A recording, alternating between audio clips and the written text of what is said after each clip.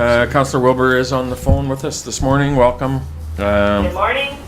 First item of business, new councillor business, item 2.1. So we need to Affirm that? affirm that, please. So do we just vote? Or do we just say, because I moved that.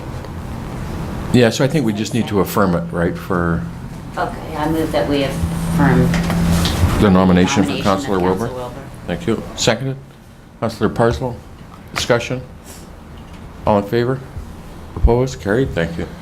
2.2, sorry, is the nomination of Councillor Schumann as the Director at Large for the NCLGA. Councillor McFadden. I would make that motion, Your Worship. Thank you. Seconded. Councillor Rogers. Discussion. All in favor? Opposed? Carried. Thank you. 2.3, Councillor Rogers. Yes, sir. At the last council meeting, the mayor mentioned that a local resident was interested in meeting with and to discuss possibly holding a music festival in the downtown area. I met with Jeremy Linkletter last Sunday, March 22nd. Jeremy is interested in holding a family-friendly music festival at Kin Park or another venue near the downtown during the weekend of the Mile Zero's Cruisers car show, July the 10th and 12th.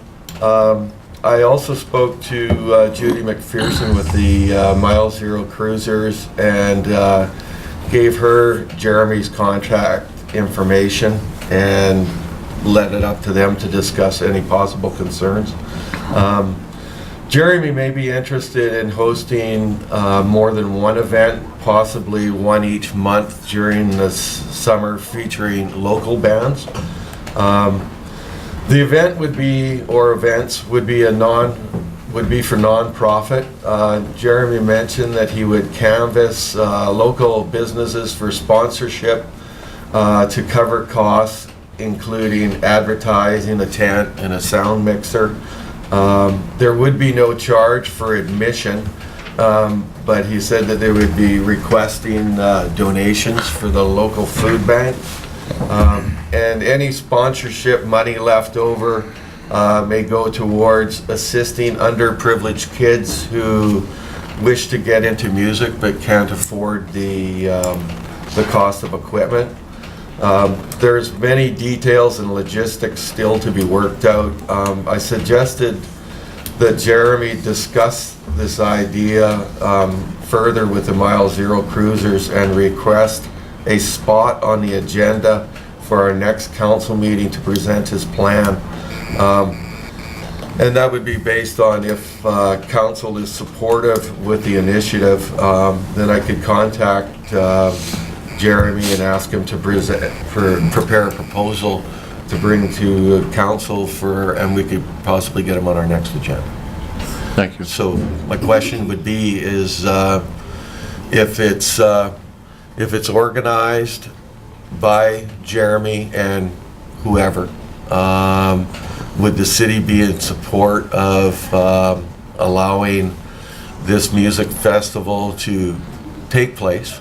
And would the corporation also be open to letting them use Kin Park? Thank you. Questions?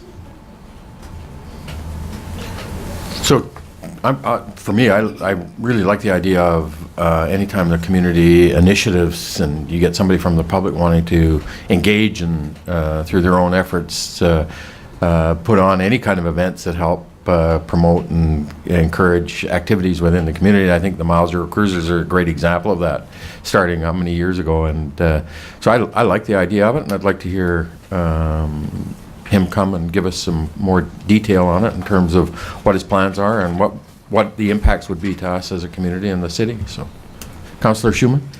Yeah, I think I'd be interested in having him come as a delegation also. I don't know that we need to make a special invitation or anything. It's open to anyone to come and Yep. do that for us. So I think that if you just let him know that were into hearing about it, that would be probably sufficient. Okay. Anything else? Anybody? Yeah, I got. Your Worship, I'd like to have him come back to you and hear what they have to say, but I'd also like to hear what information he comes back with from the cruisers, because when I think of King Park, I'm thinking if they're going to do something during that, our show and shine, that perhaps they want to be closer to that event rather than at King Park. Might be an option that they should look at. Yeah, when I talked to Judy, she expressed concerns right off the bat, and I said, well, it's not going to be a big rock fest sort of a thing. Jeremy was expressing interest in trying to get more people downtown, so that people could go downtown, do the Mile Zero Cruisers thing, and then maybe just wander on over, listen to some music, or maybe the people want to wander kind of back and forth sort of a thing. So he expressed a lot of interest in just showcasing the community and getting people out and getting them downtown, and just kind of trying to enjoy the day. Sure. Excellent idea. Anything further? Councillor Roger?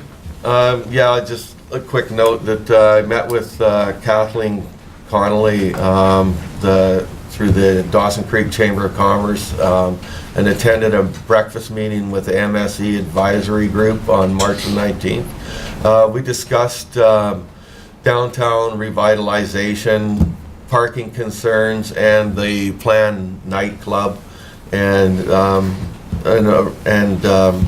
what could possibly be done with the empty lots that are downtown. We discussed the revitalization that is being going on in other communities, and agreed that that's something that should be continually talked about, not just every few years. I reviewed some of the past reports from other municipalities that have spent tens of thousands of dollars regarding downtown revitalization. And to them, I say thanks for all of the information. It didn't cost us anything, but there's a lot of real good information there. I'm still gathering information on it. Just a note, they didn't ask me for any money, which was good, but they are concerned with the empty buildings, and how do we possibly get more people downtown. That was just something that I'd been looking into. I still don't have all the information that I require yet to bring a presentation to council. And then one other thing was, I attended the Northeast Regional Advisory Committee meeting on March the 27th. We were given an update on project approval amounts since inception in 2005. I handed you guys some information on that. The 2015 Business Facade Program application was voted on. I believe that that has gone through now. And then I asked if that program was going to be extended. And it's the business facade program has been widely received by lots of the other communities, and it's proven to be a very, very favorable, and they're going to be extending it. So if there were any business owners that met the criteria that might have missed out on the business facade program, that it is going to be extended. Thank you. Thank you for sitting in on that for me on Friday. Appreciate it. Councillor Parslow? Yeah, the planning session for the archives has been finished. We had 5 meetings, and it was formally adopted. So that's something that I need to have a meeting now with you about. And so they have their vision statement, 4 goals, a whole set of actions, and who's assigned that. And you're the next link in this, so if you and I can make a date Sure. to go through it. Thank you.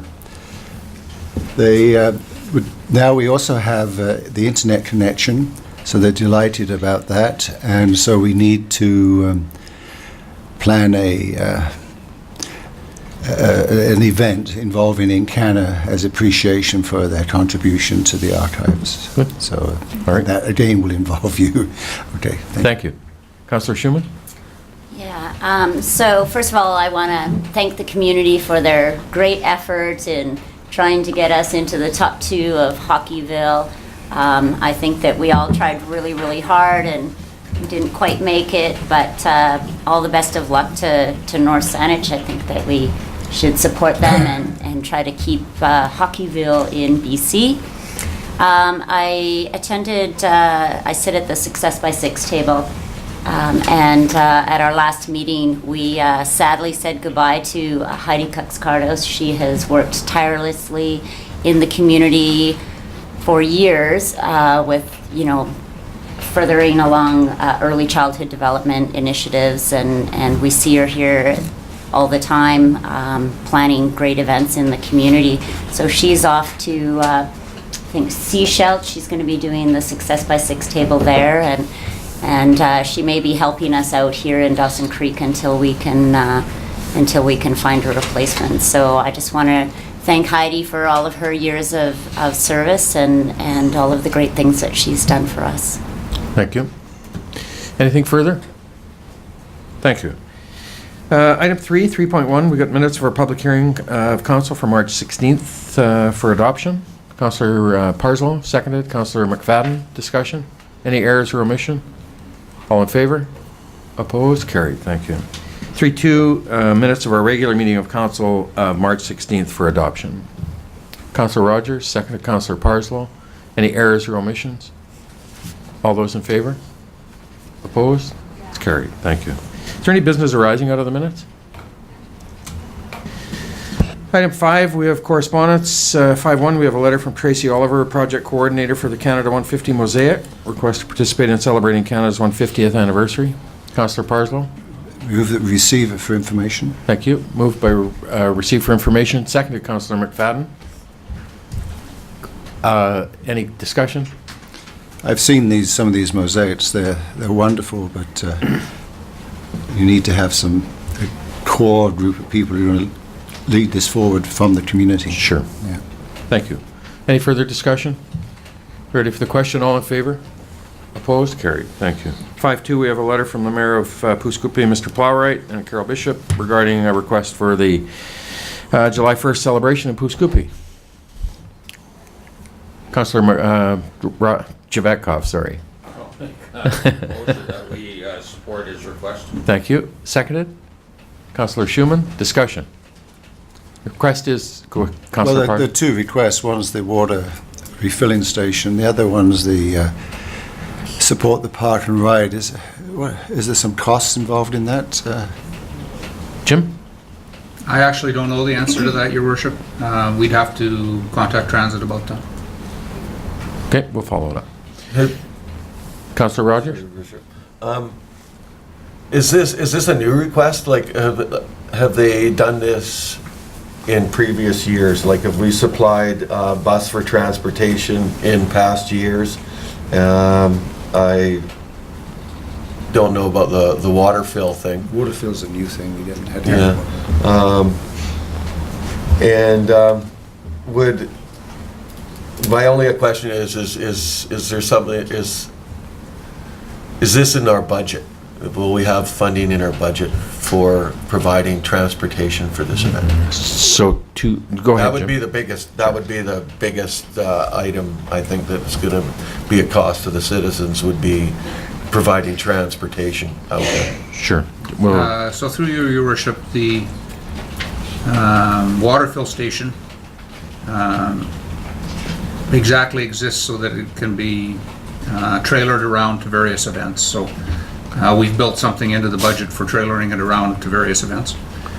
In terms of the transit, this has happened before. I don't believe the City of Dawson Creek's ever paid for the transit, but we have supplied location in the Dawson Creek side for parking, so you can park and ride.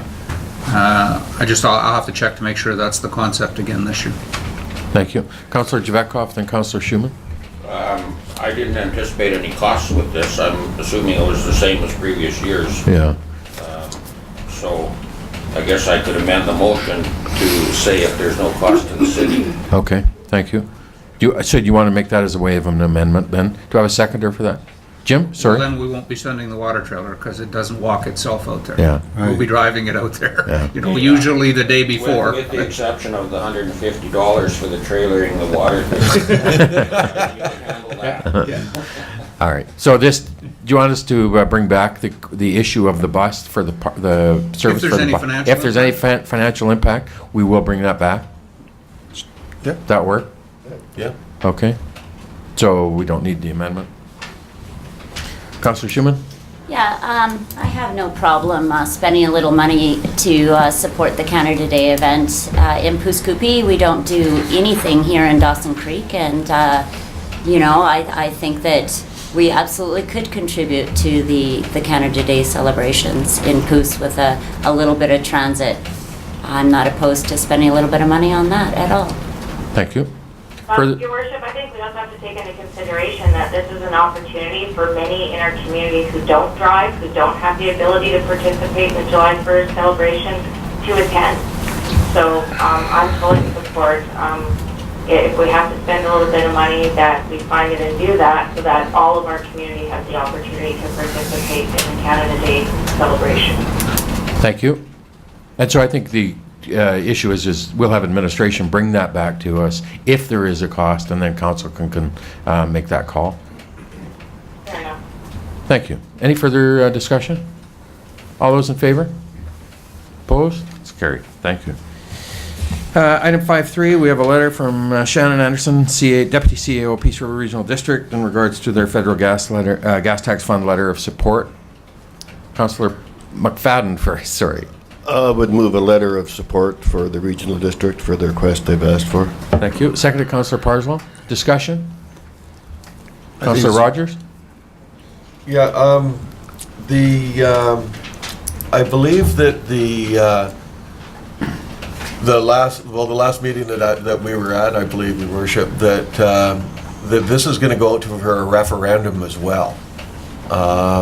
They're just getting their financing in place, because I believe it is 100% be financed by others. And there was talk in the Peace River Regional District meeting about that going out to a referendum. So depends what the people in Farmington and Tom's Lake say regarding that. I just thought that everybody should be aware that it will be voted on by the residents in that area. So this shouldn't affect. I just didn't want to give the wrong impression to the people in the rural area that this is actually a done deal. They still do get to vote through a referendum, Yeah, well, whether they're going to accept that or not. we're not giving them anything other than saying if you're going to make an application to the gas tax fund, that we would support that application. That's all our community's doing. Okay. Councillor Parslow? No, I think it's a worthwhile project. Okay. I hope they get it. Thank you. Further discussion? All those in favor? Opposed? Carried. Thank you.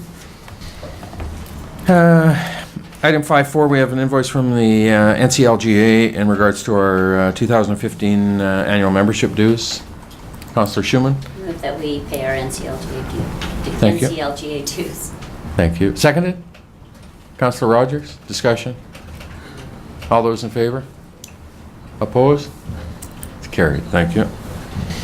5.5, we have a letter from the Mayor of Tumbler Ridge, Don McPherson, regarding a proposal on Highway 52, which is the circle tour that they're trying to promote on behalf of the region for tourism, making a plea to the Ministry of Transportation in regards to doing some paving on that route. Councillor Schumann? So it's just for information. I think I move it for information. Is there an ask? I think they were want asking our for a letter of support support for us that to... paving project. Okay. Then I would move that we write them a letter of support. Thank you. Seconded, Councillor Rogers? Yeah. Discussion? All those in favor? Opposed? It's carried. Thank you. So we're a little ahead of our delegation time at 9.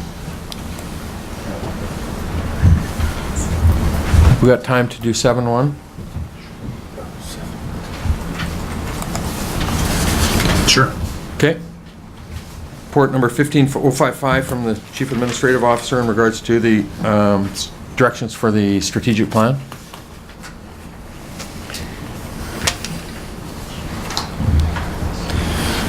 So outline, go ahead, Councillor Parslow. This is what was asked for by Council at this last meeting. So the recommendation is that report number 15-055 from the Chief Administrative Officer re-strategic plan be received. Further, the Council adopt the attached 2015-2018 strategic plan, including proposed 2015 actions. So I prepared to put that on the table as a motion. Thank you. Seconded. Councillor McFadden. Discussion? Yeah.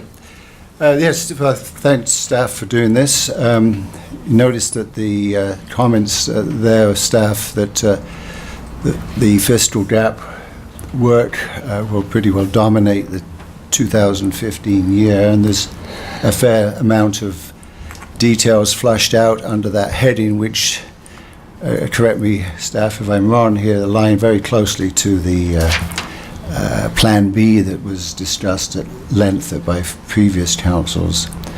I think just to enable staff to get on with this, we need to put it forward, but I've talked to the Mayor about the need for us to talk about, give some more direction around some of these other areas that are included in this, in these priorities. So I think that you concur with that. Is that correct? So for me, absolutely, I think the council is now validating those 5 key priorities: fiscal responsibility, which encompasses the fiscal gap, the quality, sustainable infrastructure, that quality of life component that builds within there, and then the economic component, the diversified economy, and then the capacity within the organization. And so for me, when I look at the first area of that under the actions that we're proposing, is to really council now to take the initiative to lead that interaction where we develop a clear statement of purpose for the fiscal gap initiative.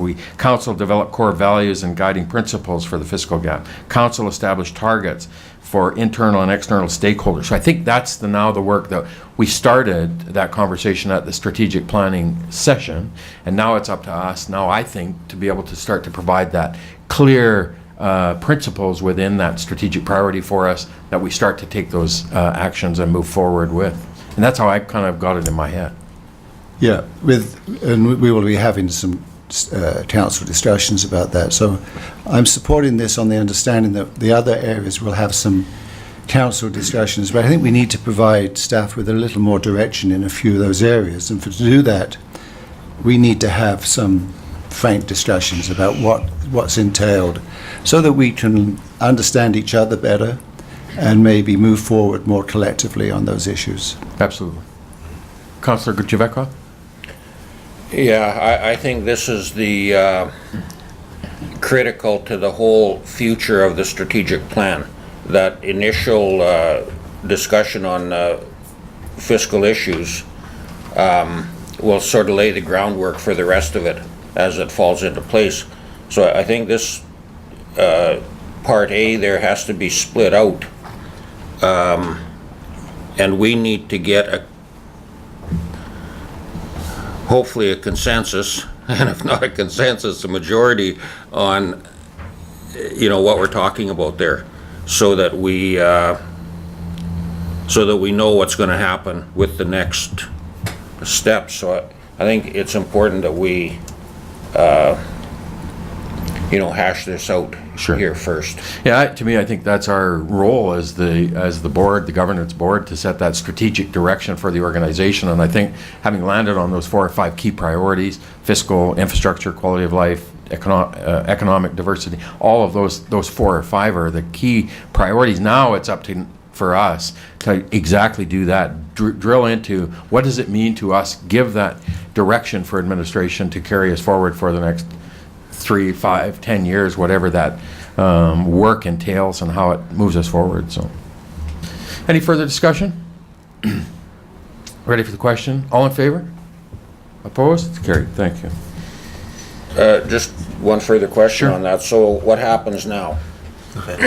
So we'll now take this back and we'll start to set some timeframes in place where we'll set some special meeting to start that conversation for council to be able to start to engage those, kind of those components around the first stages of it. Jim? Yeah, through your worship, as I've told you, that item A work, which is basically all that I've tagged specific action. Sorry, I shouldn't say that. The tangible capital asset work is ongoing. Yeah. So it's tagged.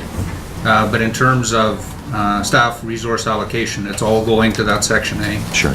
But it's not possible for us to start that work until you conclude your budget for this year. Yeah. So we would assume shortly after you conclude your budget in May that we would schedule the first meeting under this strategic plan. Perfect. Thank you.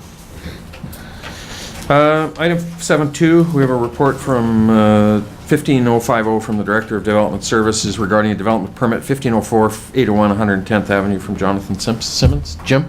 Through your worship, you have a delegation on this matter coming forward, so I don't think you should consider it until you've heard from the All right. delegation. 7.3, we have report number 15051 from the Director of Development Services regarding development permit 1505 1428 102nd Avenue. Councillor Schumann? I move report number 15-051 from the Director of Development Services regarding the development permit 1505 Dirk Kotza, 1428 102 Avenue be received. Further, that staff be directed to issue the development permit 1505, which reduces the minimum parcel frontage from 33 meters to 30.46 meters and permits the construction of a fourplex at 1428 102nd Avenue. Thank you. Seconded. Councillor Rogers. Discussion? Councillor Javetkov? I just wondered how the parking spots are handled for that development. Turn that over to Kevin, your worship. Kevin? So through your worship, the parking is in the rear via the lane, which is the same as those other developments that are along 102 on the north side there. All those are accessed through there. So is there a requirement to have 4 spaces there, one for each? Yeah, yeah. The bylaw requires 1 space per dwelling, plus in multifamily, 15% visitor parking, so they'll probably have to have like 5 or 6 spots. Thank you, Kevin. Any further questions? You ready for the question? All in favor? Opposed? It's carried. Thank you. So we are close enough to 9 o'clock. I'd like to move now back to delegations under 6. We have Councillor McFadden. You're good to go. 6-1, John Watson is in attendance. Mr. Watson available?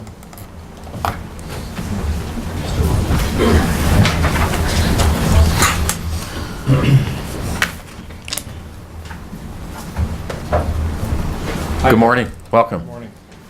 The floor is yours. Okay, I got copies of some information I'd like to pass out.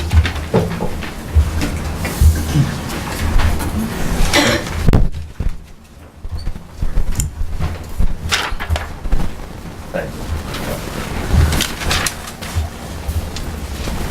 you.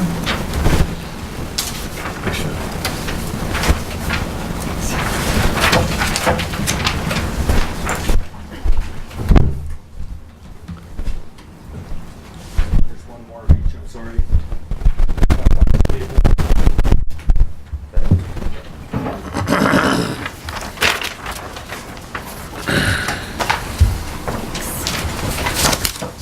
Thank you.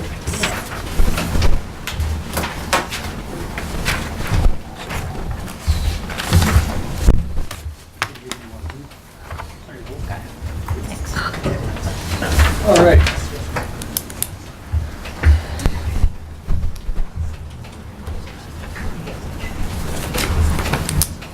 You can have a chair if you like, if you're more comfortable, and then you got the mic as well. Thank you. Good morning and welcome. Do I have to defend myself now, or you want to say anything, or? No, you're the delegation, and you get to come and present your information to council, and then once you're finished, then it will come back later on through mayor's business. Okay, well, for those of you who don't know, I have a home on Chamberlain Drive, and I don't live at the home, and I check it possibly 4 times a month. My furnace quit, and I didn't know because I have electric heat as well. And the pipes burst. I have a crawl space with a small 10 by 10 section down below with a furnace and a hot water tank, and a drain to the sewer. The pipes burst because my furnace failed, and approximately 3,600 cubes of water went through my house and through my sewer. And apparently it's $1 a cube to consume water and $1 a cube to go through the sewer. The total cost that the folks here want to fine me is $9,814, and I don't agree with that. And if you read the statistics here, companies will now have to pay BC's groundwater, but it is not enough. The province of, okay, sorry, I'm a little nervous. No problem. These here are some statistics about Nestle, and they buy groundwater from BC. Here's the story. Companies will now have to pay for BC's groundwater, but it's not enough. The province, February 5th, 2015. Province raising prices but not selling water with new rate schedule. The Vancouver Sun, February 10th, 2015. Outrage boils over as BC government plans to sell groundwater for $2.25 per million liters, and that's in the province, March 9th, 2015. British Columbia will finally start charging companies like Nestle for taking its groundwater and bottling it to sell for profit. The problem is it will only be charging $2.25 per million liters. Under its new pricing structure, Nestle and corporations like it will be able to buy up Canada's water for next to nothing. It is an outrage that Nestle can draw limitless amounts of water from our natural resources and sell it for a huge profit. But corporations once again get off with paying virtually nothing. If a Canadian were to bottle enough underground or enough groundwater to fill an Olympic-sized swimming pool, they'd pay $180. Nestle will pay $6.25. I figured it out, and my consumption would fill an Olympic-sized swimming pool 1.5 times. So I think I owe you guys about $270. And that's where I want to sit. Okay, thank you. All right. Any questions? So first of all, just clarify, it's not a fine that you're being imposed upon for the $9,814. That's the usage? I understand that. I just want to clarify that. You said they fined you, so. Oh, okay. For comments, questions? Councillor Javecka? So how did you, when did the water stop running? They actually phoned me, and I left a message that there was some heavy consumption going on. So I went to the residence right after work and turned off my water main. So how long did it run to use that much? I don't know. Probably quite some time. I'm thinking at least over a month. So, does your insurance cover any of that? I talked to them, and because my furnace failed, they aren't able to cover the costs. Further questions? Councillor Parslow?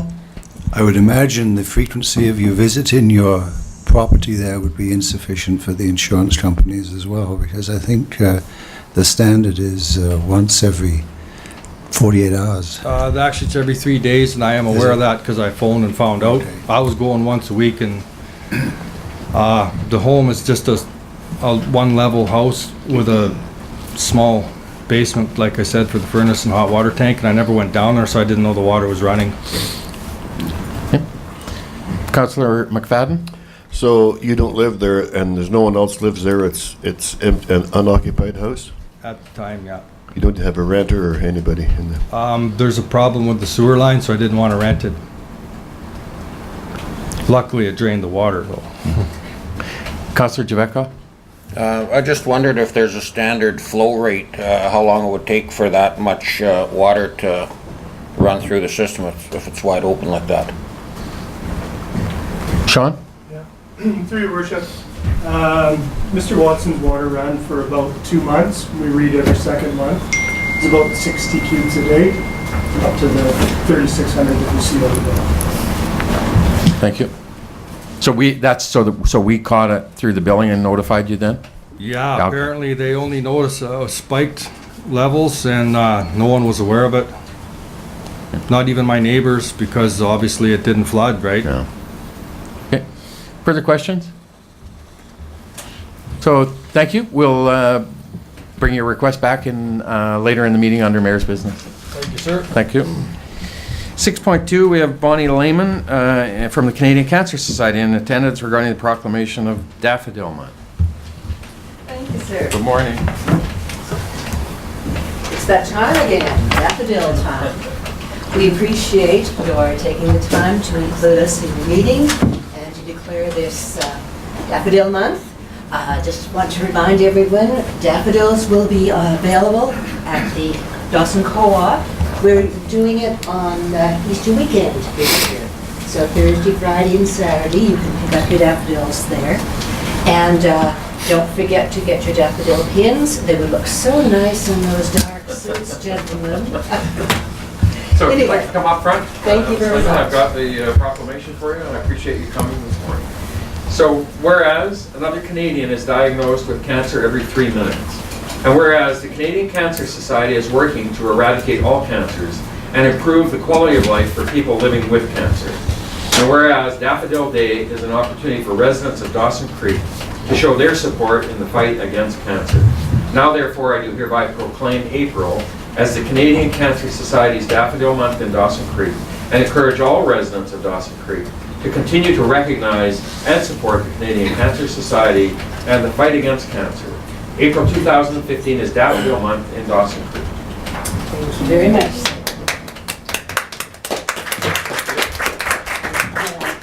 Yes, you may. All right. Right, Kenya.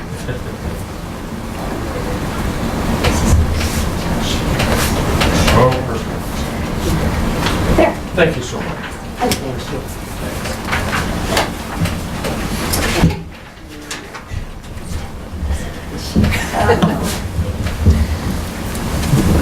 Next up, item 6.3, we have Linda Studley and Arlene Thorpe are in attendance this morning for Dawson Creek Better at Home in attendance regarding the proclamation of National Volunteer Week. Good morning. Good morning, Mayor Bumstead, councillors. Good morning, everyone. I'd like to introduce where'd she go? There she is. This is Carrie Micey, and Carrie has been a volunteer with Better at Home almost since the beginning in 2010. What I'd like to bring forward today is not just the fact that we want to proclaim National Volunteer Week, but we want to proclaim that volunteers are so incredibly important to our communities. They're the legs the community stands on. Take them away and we all fall. We have volunteers throughout our community do so many wonderful things. And I could tell you numbers, like the 63 tons of snow our volunteers shifted from seniors' walkways last year. But this is better than a number. This is one of our volunteers. We have about 30 volunteers who do everything from visiting to shoveling walkways, chopping kindling, hanging curtains, helping seniors remain independent in their homes. And we just so much appreciate them. It is such an honor to work with volunteers. And I encourage people to really think about the people they're dealing with on a day-to-day basis and to really understand these people who volunteer, they are giving so much of themselves, and please to appreciate that. Thank you, Linda. So I do have a proclamation, and would it be appropriate then if Carrie comes up and Absolutely. we'll do the proclamation? Your picture taken early. Good morning. Good morning, Mr. Bumstead. How are you? I'm good, how are you? So, whereas our nation was founded upon a spirit of volunteerism, and the talents and energies of Canadian volunteers continue to be one of our greatest natural resources. And whereas 13.3 million Canadian volunteers give their time to help others, contributing 2.1 billion volunteer hours per year. And whereas volunteers in Dawson Creek assist our seniors, mentor our children, feed our hungry, comfort our lonely, beautify our green spaces, and fundraise for our charitable organizations. And whereas Dawson Creek volunteers are young, old, families, workers, retirees, men and women of all ages and backgrounds. And whereas the collective result of the work done by our city's volunteers is that Dawson Creek is a more desirable place to live. Now therefore I do hereby proclaim the week of April 12th to 18th as National Volunteer Week, and urge my fellow citizens to recognize the crucial role played by volunteers in our community. I also encourage my fellow citizens to discover the benefits and fulfillment of volunteering in our community. Volunteer Week in Dawson Creek.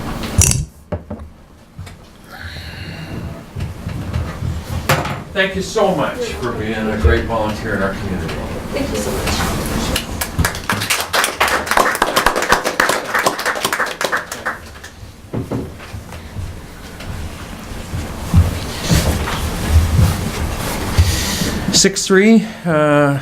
6-4, we have Jay Morrison and Evan Sogstead from Spectra Energy in attendance this morning to give us their annual update. Good morning, gents, welcome. Good to see you again. Good morning. Nice to have you here. Thanks for having us. You got a presentation? Yeah, we have a presentation. At last week's meeting, Mayor Ackerman had us all take out our smartphones and vote. I saw it. Unlucky, Bill. And we appreciated the gesture on behalf of the City of Fort St. John at their council meeting, and encouraging everyone to be voting and supporting our competition. Yeah. So thank you. The town did well. Is there a clicker? Oh, there's the clicker. Thank you.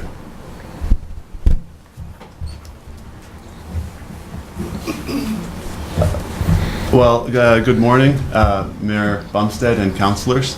My name's Jay Morrison. I'm a community relations specialist at Spectra Energy, and I'm based out of the Fort St. John office. And here with me today is Evan Sogstead. He works primarily, specifically, as the manager on the West Coast Connector gas transmission project out to the coast. We work for Spectra Energy, and we thank you again for having us here today to just give an annual update on where things are at with our company. I decided to start with this safety slide because at Spectra Energy we do have a focus on safety, and we are always striving to get to that zero incident work culture. And that safety vision does extend from the top all the way to the bottom of the organization and through all of our contractors to create that sort of a culture where safety is top of mind at all times. This slide illustrates our footprint across North America. We are a North American-wide company based out of Houston, Texas, and we have some head offices for different business units operating around the continent, one of which is in Calgary. U.S. Transmission is the business unit for most of the United States. We are also owners of Union Gas in Ontario, and they're a distribution company. And then what is around this area is Spectra Energy Transmission West, or SET West, and that's a business unit in primarily British Columbia. One important thing to note on this slide is do I have a laser? I do. This line.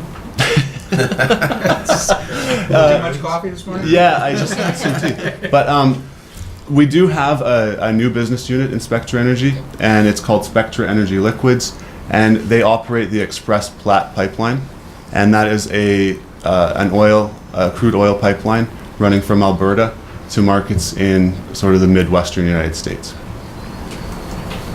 But for the rest of the system, it is a natural gas gathering, processing, transmission, storage, and distribution company.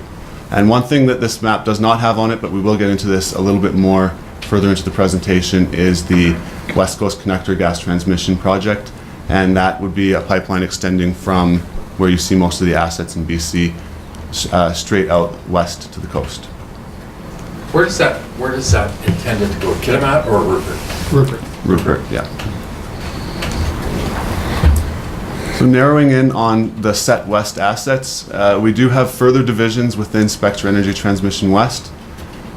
Some of the divisions are the BC Field Services and Midstream, and that's what we see a lot of around the Dawson Creek area, both of those business units, and they deal with the gathering and processing of the natural gas. So the Dawson processing plant, for example, is part of our field services business, whereas we call it the Peace Arch to the north of town, that is gathering and processing as well, and that's part of the midstream business. The BC pipeline refers to our transmission lines carrying large volumes of processed, ready-to-use natural gas from the field in northeast BC to markets south and to the east. One other business we have operating is called the Natural Gas Liquids, NGL, and that is stripping those liquids out of the natural gas in Alberta and then moving the liquids to markets in Saskatchewan and Manitoba. Jay, with the predominant Montney fields in this area tend to be more liquid rich. So the processing facilities you have here, is that a component of what they also do, is stripping that liquids out of the gas for the producers in the area like Encana or ARC or those companies? Yeah, well, depending on the nature of gas that we do have running into the facilities, we will do different processing to the gas, but in a large number of our facilities we do have liquids handling capabilities to extract those natural gas liquids out of the gas. It just depends on which facility we're talking about. Okay, thank you. Yeah. I guess the final thing on this slide would be to say that a large part of this would be what people remember as the old West Coast system, which started about 58 years ago with the plant in Taylor. There has been a bit of a decline in the oil and gas industry in recent months. Despite this, we have some developments that we are planning to do or in the process of doing right now. I hope that this slide can be seen, but I have it separated out into O&M, operations and maintenance projects, and into expansion projects. So expansions obviously are just increasing capacity. North of Fort St. John in the 101 and Jedney areas, we have an expansion project, and that's just to increase the liquids handling capabilities. Again, the liquids are a large part of the gas right now being discovered. So that's to increase liquid handling capabilities at the Jedney Highway plant area. A maintenance project also in the 101, not so close to home here, but it's replacing a little over 2 kilometer section of pipeline just for maintenance purposes. And then as we go further south, a little bit closer to Dawson Creek, at our Dawson processing plant, there's a 2-phase debottleneck, what we're calling it, and that will allow the capacity to go from 200 million cubic feet of gas a day processing to 255 million. So phase 1 has been complete and phase 2 is yet to be completed. The South Peace pipeline put in a loop just to the south of the Peace River, and that loop allows for an additional 65 million cubic feet of gas a day to be delivered to the McMahon plant in Taylor. And the Fort St. John main line is currently in the planning stages to undergo an expansion of 2 loops, and we use the term loops to describe a parallel line put in to increase capacity. One loop is 12 kilometers, the other loop is 24 kilometers, and that is on our sweet gas system in the BC pipeline system. And finally, as part of our ongoing maintenance, I'll get into this a little bit more in the next slide, but McMahon Plant in Taylor will be having a turnaround this year, and so that will be a major piece of work. Gas plants undergo total facility shutdowns on 4-year cycles, and these shutdowns are for the purposes of regulatory inspections and to keep maintenance up and system integrity up and reliability and safety in each facility. As I said, they're on a cycle, so it does cycle around from one plant to the next from year to year, and this year will be at the McMahon plant in Taylor. We plan to start at the early part of June, and the turnaround is expected to take into the early to mid part of July, which is a significant turnaround in terms of length. Turnaround does mean that the entire facility is shut down entirely, so there won't be any gas processed through the facility for the duration of that full turnaround. There will be a significant boost in the region. There will be up to 600 people on site at some points during the turnaround. One other important thing to note about turnarounds is that the entire gathering system, so that includes pipelines like the South Peace Pipeline in this area, all of those pipelines, as a result of the plant being shut in, are themselves shut in. So that allows for our customers and for our gathering folks to do maintenance that they wouldn't otherwise maybe be able to do. This is a completely separate project, the West Coast Connector Gas Transmission. Evan is the manager on that project of Community and Aboriginal Relations. There is not, it's tough to see the yellow line on the screen, but there's not too much of an update on this project from when we last talked to you. It's the 850 kilometer pipeline, a 48-inch to the coast, and right now we are in partnership with BG, who would do the liquefaction of that gas and transporting overseas. And they would also be doing the sourcing of the gas upstream in terms of drilling and finding those reserves. Our part of the project is movement of that gas from Northeast BC to the LNG terminal on the coast.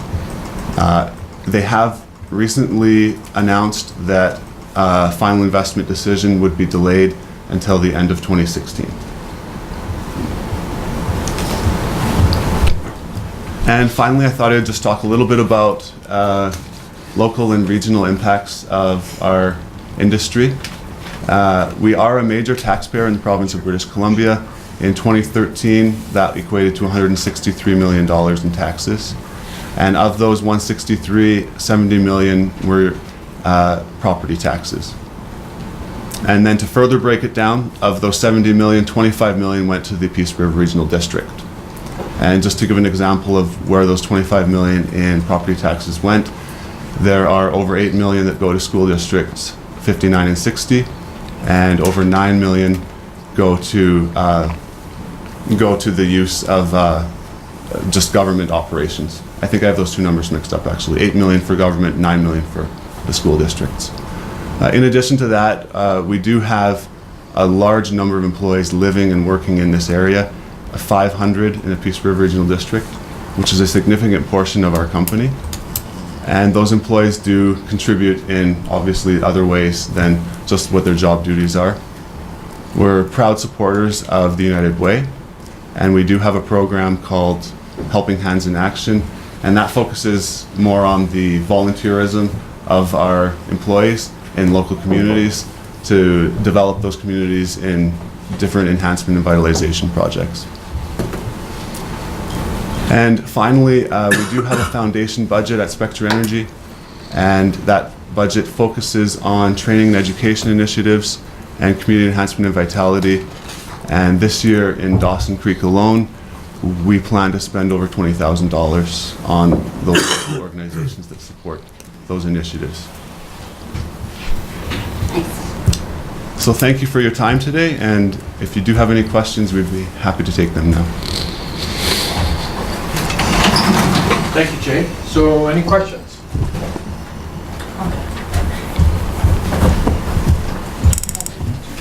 I don't have any questions, but thanks for coming and give us an update and for all that you do in our communities. We know Spectra is working hard to be a part of our communities, and we appreciate that.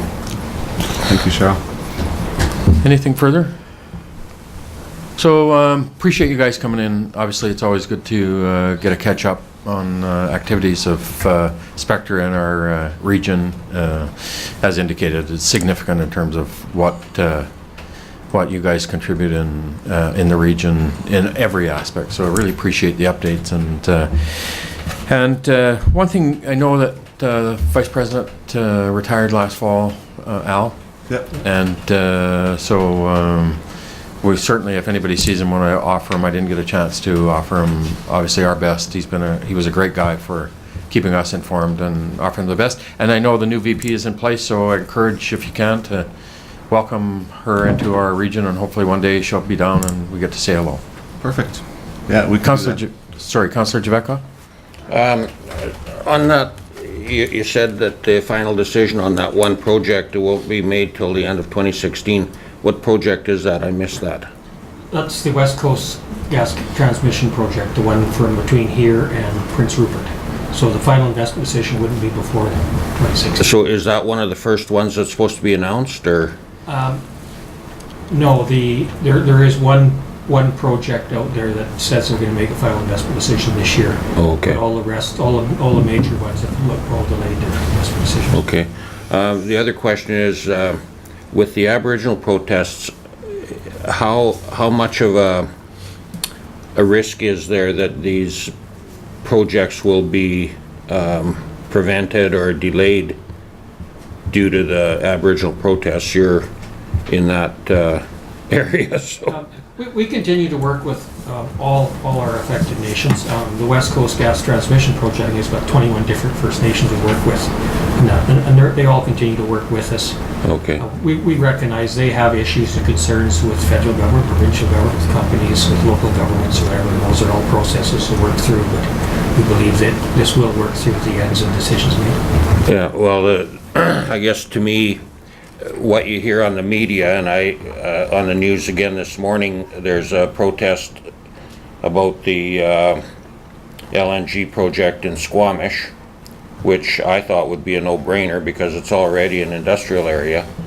But, you know, the feeling that you get from media reports is that these things are showstoppers. So, you know, I think it's a concern to people that this is happening. So, you know, if they're still working and, you know, working through the projects, I think that's, you know, it's good. Well, and I think having been in local government and recognize, I think, the value of the Northeast communities is when they go to NCLGA and the UPCM, and that is to continually updating your counterparts in some of these other municipalities that really don't understand natural gas, what it is, where it's coming from, and where it's going, and what it means to us. And because a lot of this, I think, is run on misinformation.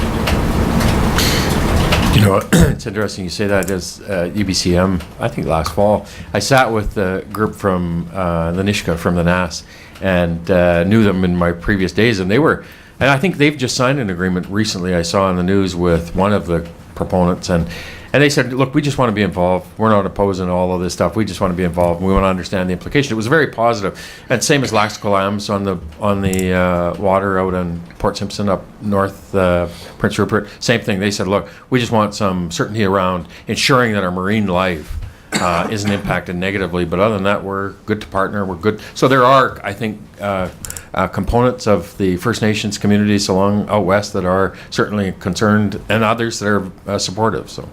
Anyway, thanks for coming in, guys, this morning. We appreciate it. Good to see you, and thank you. See you in the summer. See you in the summer. Yeah, well, there's going to be an announcement coming then. So the mayor's predicted. See you in the summer then. So I'd like to get through 6-5. We have one last delegation this morning before we break, and so 6-5 we have this morning Tammy Lockhart and Pam Rennett's in attendance regarding the concerns with the development on 801 110th Avenue. Good morning. Good morning. Welcome. Hi, Your Worship, Council. The floor is yours. Okay. Don't be nervous. I'm a little nervous, but we'll get through it. I live directly next to what was once the Aloha Hotel and Cedar Lodge. I've lived there for 14 years, so I've endured the eyesore and ongoings of the place. I'm very welcome to new structure, development, and improvement. I think that's wonderful. I do have some concerns, though, regarding a 4-story structure next to my home. It is quite intrusive. The plans that Mr. Itzkovich, I hope I'm saying his name right, the developer, he came to my home and showed me their original plans, brought forth balconies were part of the plan facing my yard on the side of the building, and that, so that would be the east side of the building. I took some time to drive around town, compare other buildings of that size, how they had the building set up. I didn't notice any other structures of the same size that had actual balconies on the sides of their buildings. I kind of compared it. I drove by Doug Scott's apartments up behind Corleane's, took some pictures of how he went about the sides of the structures, and he just has windows, and basically they are, I'm assuming, the hallway windows going up the structure. So if you could imagine, I think maybe if that's a 3 or 4-story apartment, just out the windows there, how tall that structure actually is. I think Mr. Henderson, I'm not sure if he's here, had a bit of some communication myself as well with Mr. Itzkovich regarding concerns of the balconies. It was my understanding, I'm not sure if I got this right, but he agreed to not have the balconies facing on that side of the apartment. Do I have that correct? So that was one major issue, and I'm grateful for him to agreeing to that. I just want to make sure that it stays that way. My other concerns would be the noise and the traffic, the parking. The new plans show parking along my fence line, as well as an entrance to underground parking the front of my house along the fence line. So of course, the concerns of, well, as well in the backyard where the parking is against my fence, it doesn't show room for the existing trees that are there. My concerns would be the idling of diesel vehicles, the larger vehicles all night, because I did deal with that previously there. I have allergies, I have asthma. All our bedrooms, my children's bedrooms and mine, are on the back end, as well as the entrance that we use. So my concerns would also be the garage door, the noise of the garage door for the underground parking. Yeah, so I did talk to Mr. Itzkovich last week again regarding the parking. He said he would look into it. I asked if he would consider making the parking along my fence possibly small vehicle parking. That way it would give room for shrubs or trees to help block the view, help with the noise, be a little less intrusive with vehicles right there along my fence when we're outside. He said he would look into it, and that's about where I stand so far on that. Thank you. Okay. Thank you for coming in. Any questions? So obviously the development permit is coming forward, and those considerations, so we absolutely appreciate your coming in this morning, giving us some of your feedback in terms of the concerns raised, and yeah, so we'll deal with it through the development permit. And again, thank you for coming in this morning. Thank you. So that gets us through our delegations, and so I'd like to see we take a break for 5 minutes, and we have our Alzheimer's is at 12 o'clock. So did you leave some food, Councillor McFadden? These and And the hands. I thought that was 4-2. So we'll call ourselves back to order, please. So next item, so we're back to reports. 7-2. Reports. Jackoff, we're called back to order. We're gonna go report 7-2, report number 15050. We have the report from Director of Development Services regarding development permit 1504, 801 110th Avenue from Jonathan Simmons. Councillor Parslow? Yes, so this is item 7.2. That's right. I move that report number 15-050 from the Director of Development Services, redevelopment permit 15-04 be received. Further, that staff be directed to issue amended DP 15-04 for the development of a 58-unit apartment building at 801 110th Avenue with a maximum height variance for the principal building from 12 meters to 17.5 meters. Thank you. Seconded? Councillor Schumann, discussion? Councillor McFadden? This morning there was a delegation that was opposed to this, and she alluded to some conversations between her and staff and her and the developer about perhaps some remedial problem or situation to do with parking and privacy. Is that anywhere in this permit, or has it all been disregarded? Your Worship, I'll turn that over to Kevin. So sorry, Councillor, that was to do with the privacy of the parking issue, just to clarify? Yes.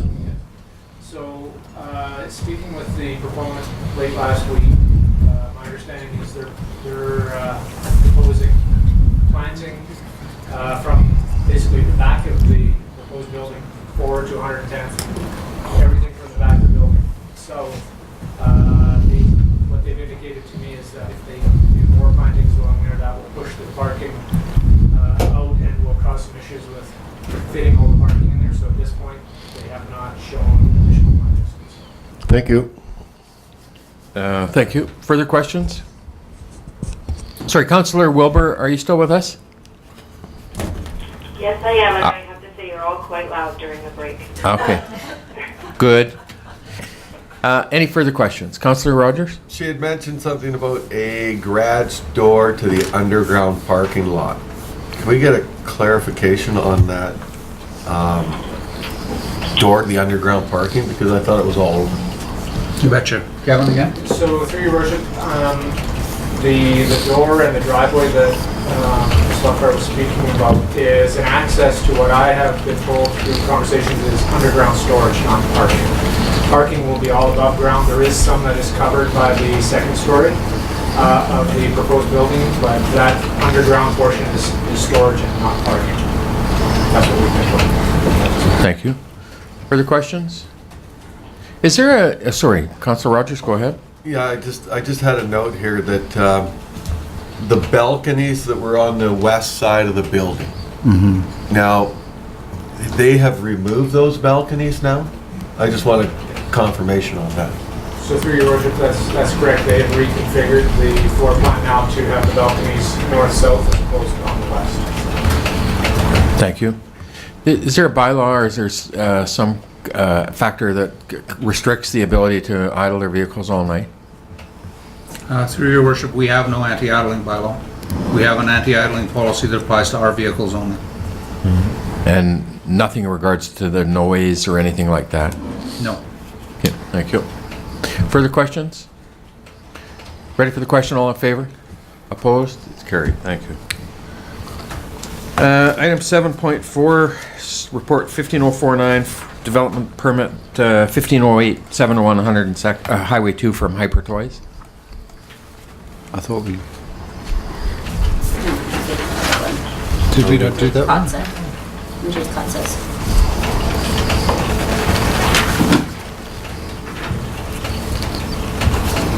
Councillor Javetkov? I'll move the recommendation, the report 15-049 from the Director of Development Services. Redevelopment permit 15-08 at 701 Highway 2 be received. Further, that the development permit for the proposed 282 square meter addition to the existing Hyper Toys building be authorized in principle and issued upon successful completion of the required 10-day notification period and receipt of the required $2,500 financial security. Thank you. Seconded. Councillor Rogers, discussion? Yay. Yeah. Another business expanding. Great indicator of a brand new company started in Dawson Creek just a few short years ago and already expanding. So I think it's a great signal. Any further conversation, discussion, questions? All in favor? Opposed? Carried. Thank you. Item 7.5, we have report number 15052 from the Director of Development Services regarding our RFP 2015-07 regarding curbside waste collection and disposal. Councillor I would like to make this recommendation, but I do have, I guess, what we would call an amendment to the recommendation. Thank you. So Councillor Wilbur moving. Okay. I would like to recommend that the report number 15-052 from the Director of Development Services regarding request for proposals 2015-07 curbside solid waste collection and disposal be received. Further, that council award the curbside collection contract to Waste Management of Canada Corporation for weekly automated collection, including supply, and this is my change, of 180-liter cart. Now, my difficulty here, and staff will have to help me out, is I'm not sure we have the pricing on that size of container. So the pricing would have to be in there. 5-year term commencing May 1st, 2015, and further that staff be directed to negotiate into the contract pricing options for an optional cart size of 240 liters and to provide flexibility for residents to choose the cart size they would like for their account and pay accordingly. Thank you. Seconded. Councillor Schumann, discussion? The reason that I'm making that change is that 180 liters is already more than what we take now. And I do take into consideration that some members of our community do pay for extra tags for extra garbage, so that 240 liter would be an option for them. But I really think that we should be leaning towards more recycling, and to me, a 360 liter container, that should be recycling, or I would consider that almost construction garbage. I mean, that's a huge container. So I think 180 liters is more than sufficient for garbage pickup, and that those that buy the extra tags would then have the option to pay accordingly the 240 liter cart. Thank you. Councillor Schumann? Yeah, so I agree with Councillor Wilbur. 180 liter cart is already 2 times as much as we're currently allowing. We're allowing 2 45 liter buckets, am I correct in that? 2 bags. Yeah, so I think the 180 is absolutely appropriate. I would like to see, I mean, it's saying here $8.57 a month for the 240. I'd like to see us, I don't know if we can even do that, raise that, just to deter people from going for the 240 liter carts. I think that we should be saving those large carts for future recycling, curbside recycling, and I'm really, I think that we should just give everybody the 180, and if somebody needs to come forward and get that larger one, then they pay for it significantly, I would hope. Thank you. Jim? So through your worship, a couple of points. We have not negotiated a price with Waste Management on a 180 liter, but they have indicated to us that will be cheaper, but not significantly cheaper. So some number of cents cheaper, but that's the amount they charge us. That's a different amount, or a different decision than the decision council makes on what they will charge the customer. So you can look subsequently, if you wish to consider Councillor Schumann's suggestion about a disincentive pricing scheme, that's something you could consider separately. This is a tender about what Waste Management will charge us to supply those containers. Thank you. Further discussion? Councillor Javetkov, then Councillor Rogers. I'm going to speak against the motion. I've looked at the report, and normally when you go out for bids and you get bids and there's a low bid, that's what you go for. On behalf of the citizens of Dawson Creek that are paying the bill, the evergreen bid at $4.52 a month. And the other thing is that we've had a garbage pickup system here that's worked quite well.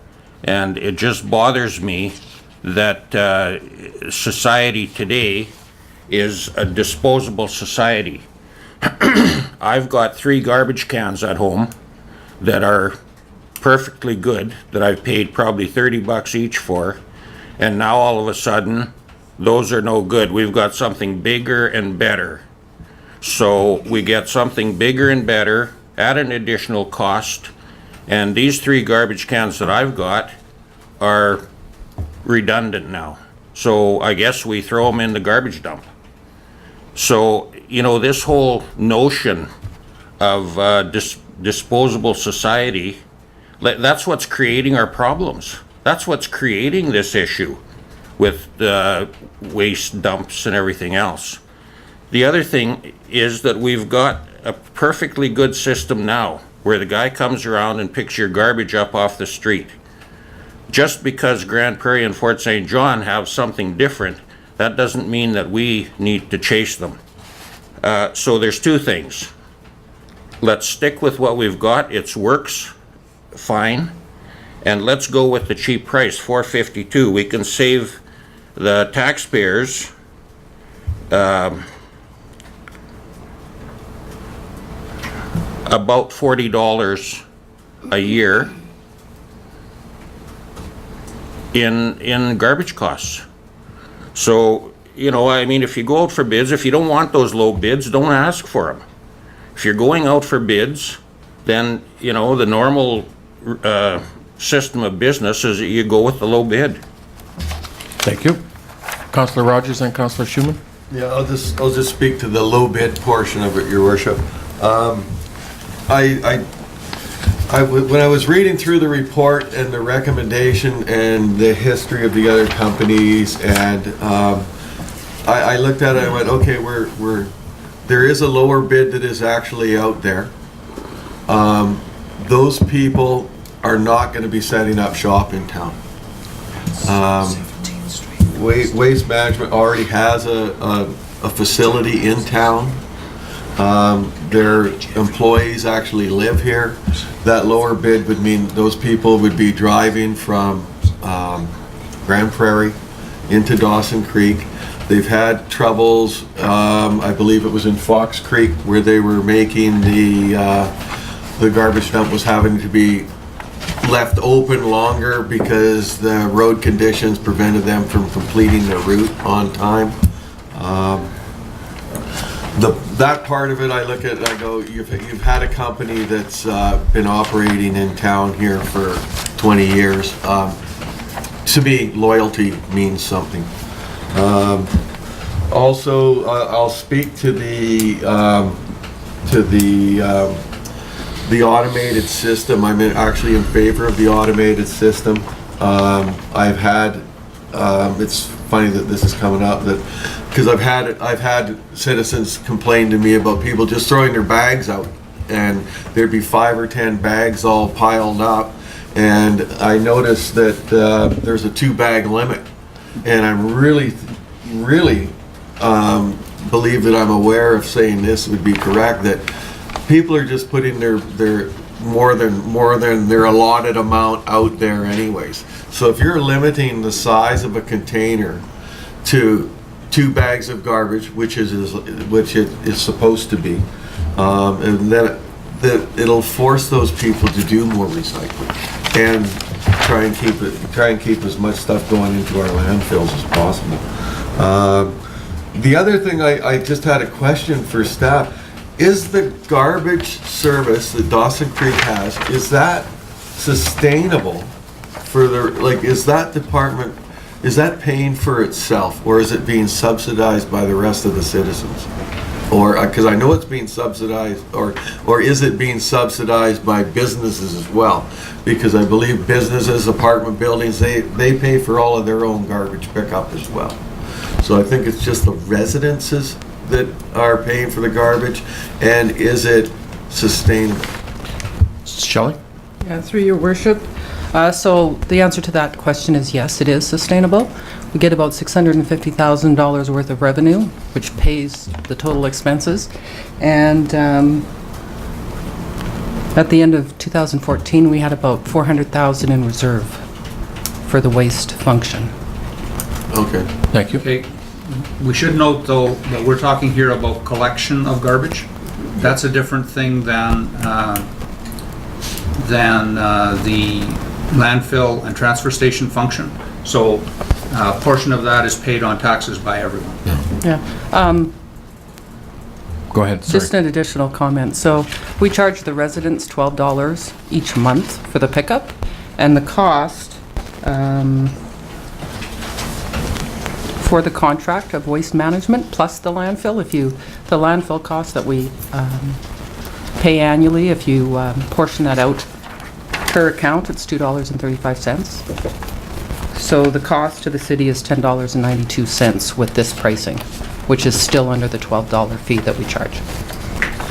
Councillor Schumann? Yeah, I just wanted to speak to this going with the lowest bid. It's always been a little thorn in my side that, I mean, I know we're spending taxpayers' dollars and that we should go with the lowest bid, but it doesn't always get us the best service or you know, the best outcomes by going with that lowest bid. In my own personal life, you know, I'm looking at doing something in my home, and there's a lot of things that come into my decision, and it's not very often that I end up with that lowest bid because I want to actually have a good outcome in the end. I can't remember what the other point was I was going to make now. It took a long time to get here. Sorry. Thank you. Size of the units. Jim? So for clarity, every tender you issue says you'll take the responsive tender that provides the best value. It doesn't speak at all to the lowest price. I know. It speaks to the value. Thank you. It's just, Councillor Javetkov, then Councillor Parslow? Just a question on the carts. I looked at the website for these carts, and they're priced anywhere from probably about $60 or $70 each up to you know, over $100. So my understanding reading the report is that the waste management company is going to absorb the cost of these carts. Yes. So the carts for 4,231 residents will be, say, roughly in the neighborhood of $400,000. And so is that correct? Or is there somehow, is it hidden in there somewhere that? No, the reason for the higher price versus collecting manually is exactly so that Waste Management recovers their investment in their carts. So the difference between the $7.59 or something and the $8.57 is Waste Management recovering their investment in the carts. They will also, they realize operational efficiencies, and they get decreased WorkSafe BC premiums and all sorts of reasons like that where they prefer to go to the roll-off. But just in terms of recovering, they're not providing them free. That's what the extra charge is. Do they become the property of the homeowner then? No, Your Worship, I believe they're retained in the ownership of Waste Management. That's my understanding. Sorry, Jim, for your worship, the ownership will become property of the individual account after. Good, okay. I missed that. What did you say? So they will become the property of the property owner? They will be owned by the property owner. Councillor Javetkov, one more? Yeah, so the total difference then in the price for the 5-year term is just under $50,000. So that means they must be getting these carts for about $15 each, which is a surprise to me, because even for my little cart the ones that I have at home are twice that. I would expect, though, their operational efficiencies they gain is where they'll pick up the difference in terms of providing those costs. Okay, so the next thing then is if they become the owners or the landowner's property, if they're damaged, for whatever reason, does that mean the resident has to replace them? I would believe that Yeah. would be the case, Your Worship, as you would have to the cans you paid $30 at Canadian Tire for. Thank you. Councillor Schumann? Yeah, so I remembered what my point was about the, the system we have now as opposed to this new system. And for years, I've been sitting in this chair listening to people say, we want to have the contained garbage units, make everybody have those contained garbage units to keep the dogs, the cats, the birds, especially the birds, out of the garbage, spreading it all over town. I see moving to the cart system. I mean, I certainly would enjoy rolling one out to the curb rather than packing the ones that I have now. But I think that the community has been asking for this, so I'm totally in favor. Thank you. Councillor Parslow, then Councillor Javetkov. Well, first of all, I'm prepared to offer to buy Councillor Javetkov's 3 garbage cans. I need more, so maybe we can work a deal. For composting or something? Rainbows, yeah. Anyway, I believe the residents also want regular service, and we know the track record of, I've been informed the track record of this company in Grand Prairie is sometimes because of whether they haven't made their commitments. So I'm all in favor of the recommendation. I do have a concern. I know see certain sides of the argument here around moving to a smaller container. But occasionally I drive around the community and I see bags and bags of garbage and birds and everything. It's a real mess. And I sent a trip photograph yesterday of which I will share with the staff around a new development and the terrible garbage situation I saw yesterday. But I'm wondering, if we do go to the 180 litre size, and this is just a thought I have, can we guarantee that the garbage that's any garbage left in garbage bags because they've got garbage beyond the 180 litres will not be picked up? Can't be picked up, yeah. This is all going to be a mechanically operated lift thing? Yeah. Well, that will, okay, good, because I don't want any stuff being left behind either. So that's fine. So people will be required, if they want it picked up, to use this mechanized approach. So fine, I can support the amendment and the recommendation then. Thank you. Councillor Javetkov. Yeah, I just had a question, another one on some of these residents along 95th and 96th, or 96th and 94th, where they're on a hillside. They don't have a driveway to wheel a cart out onto the street. In fact, they've got sidewalks with stairs. How's that going to work? Now, you picture the elderly lady there,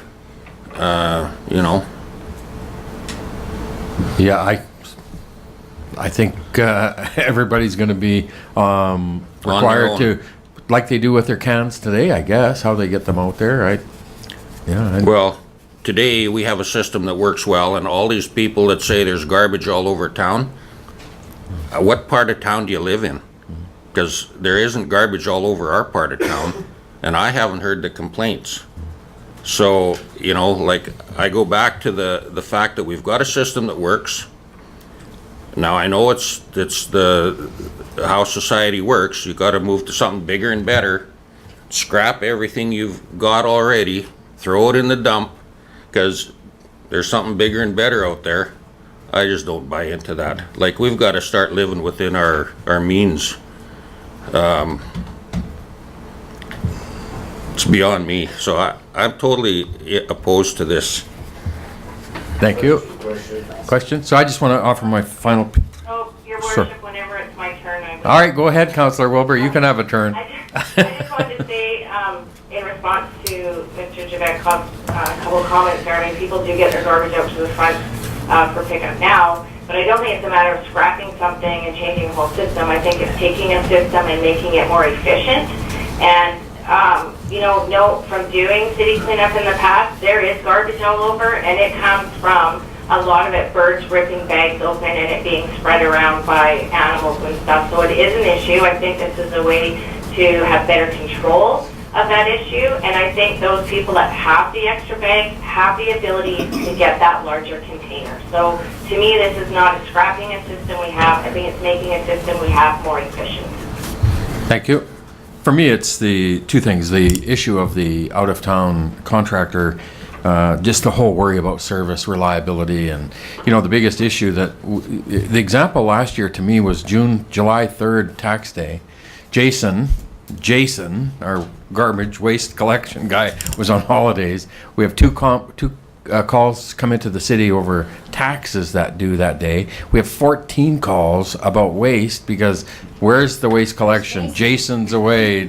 So it's such a passionate issue for our community. I think that reliability of service is the thing I worry about when you have somebody coming in from out of town, especially winter months. And we don't have the ability to influence the solid waste sites with the Besborough dump or our own, and so I just worry about that component of it. And I think the efficiencies of the system by having the roll-offs in the long term hopefully will help us control the cost, because if these guys are eating $400,000, hopefully in 5 years we have a more competitive price, continually bringing that competitive price into nature because we've got the roll-off system. So that, for me, I'm in favor of the waste management contract. And honest to goodness, I just think from that perspective, we need to try to find those efficiencies in the operation. So that's why I'm supportive of it.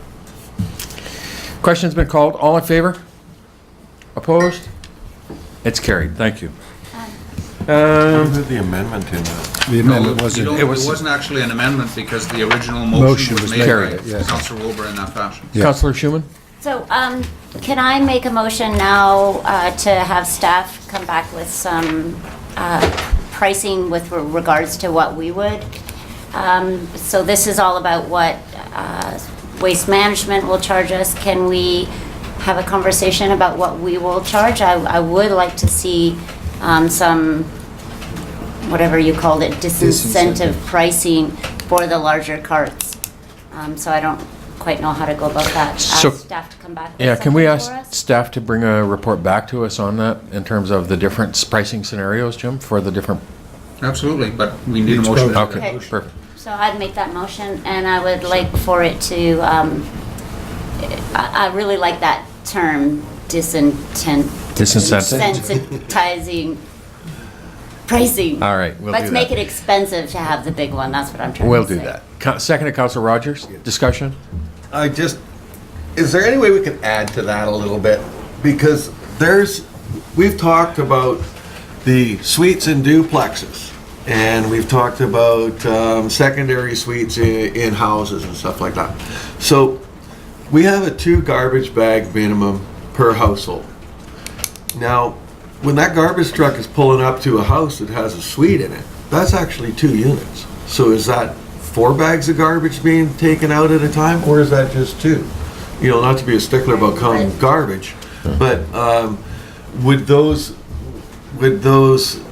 duplexes with suites, would they be the ones that are saying, and like Councillor Schumann said, if they're going to be using a bigger garbage container, then they should be, that price should almost be double, because they're probably picking up 2 units. Jim? Yeah, how does that work? We can address all of that. You're billed based on your utility account. So if a duplex with suites has 4 utility accounts, they're going to be billed 4 times for garbage, and they're entitled to 4 roll-offs. If they're being billed only for the upstairs, if there's a single account and they're subletting downstairs, they could potentially be billed for 2 roll-offs and only have 2 roll-off containers. So they would want to buy larger. So we'll look at all of that. Thank you. Thanks. Further discussion? All in favor? Opposed? It's carried. Thank you. Report number 76, we have report number 15054 from the Director of Community Services regarding our Terry Fox run. Councillor McFadden? It's with reluctance, Your Worship, that I Recommend that report number 15-054 from the Director of Community Services be received for information. And further, staff should be approved to discontinue the coordination of the Terry Fox Run. It's unfortunate, but I guess the times have changed a little bit. Thank you. Seconded. Councillor Rogers. Discussion? Ready for the question? All in favor? Opposed? It's carried. Thank you. Item 8.1, we have our Animal Control Amendment Bylaw 4241, 2014 for consideration and adoption. Councillor Schumann. Councillor McFadden. Discussion? All those in favor? Opposed? It's carried. 8.2, we have our Sewer Rates and Regulations Amendment Bylaw 4259, 2015 for consideration and adoption. Councillor McFadden. Seconded. Councillor Wilbur. Discussion? All those in favor? Opposed? It's carried. Thank you.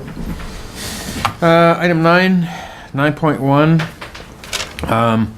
First item is Pouskoupi fire inspections. Now, I've had some conversations with Jim in the past through the services agreement and the different components of assisting Pouskoupi. We had done the fire inspections through our fire department.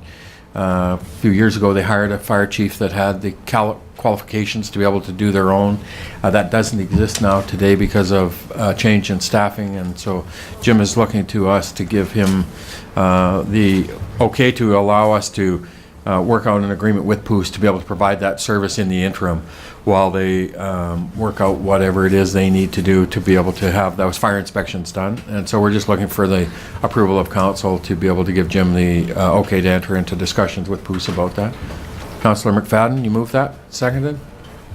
Councillor Parslow. Jim, do you want to give a update on it? Yes, Your Worship. As you say, we, first I should say that fire inspections are mandatory.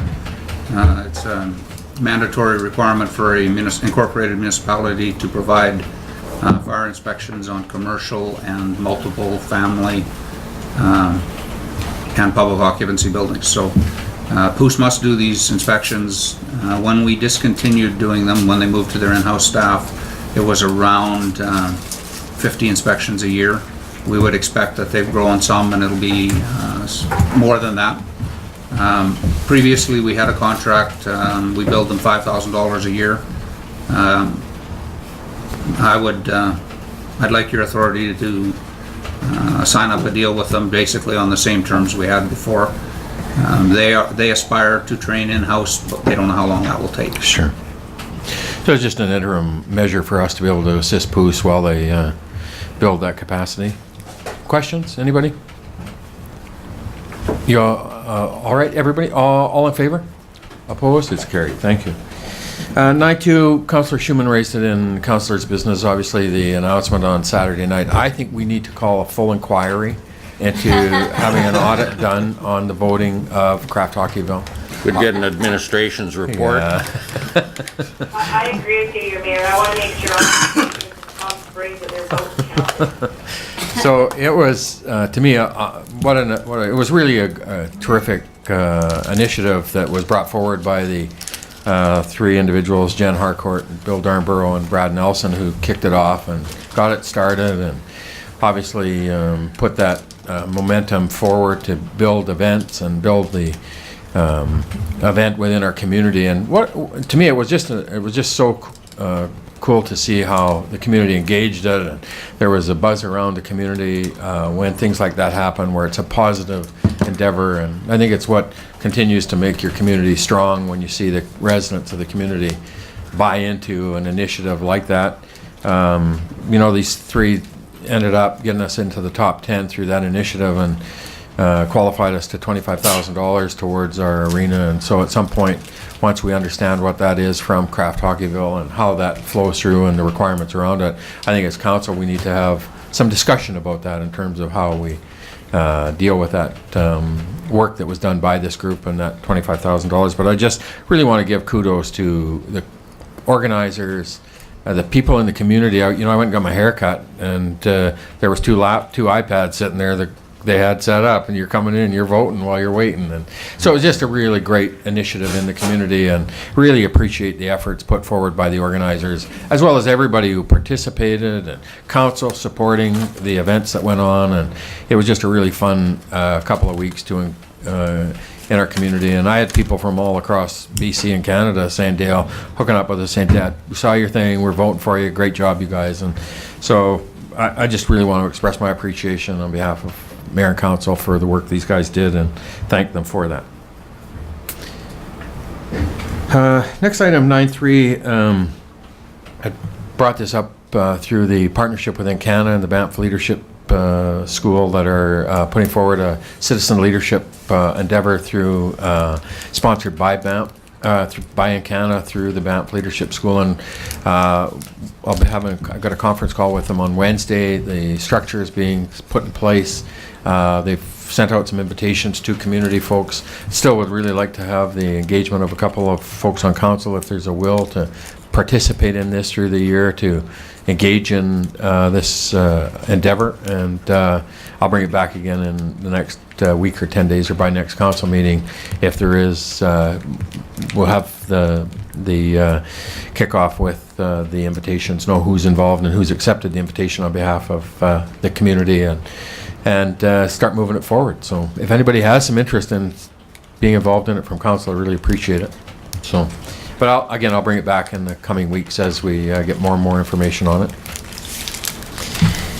9.4, we have the crowdsourcing event, and this is the issue that we put forward through the for our arenas and curling rink, and the event scheduled for April 14th now. We've sent out invitations to a whole swack of the industry folks around, and it's been overwhelming in terms of the support that all of them have put forward, and more than happy to be able to provide some of their technical guys, both the mechanical as power engineers, to come in and spend a half day or whatever with our folks to try and come up with some assistance and direction in terms of looking at the mechanical systems at the rinks and coming up with the expertise within the industry. And I got a call the other night from a fella who wants to be involved in it, but he's also got a building in town. He's leased it out to the North American distributor for the compressor equipment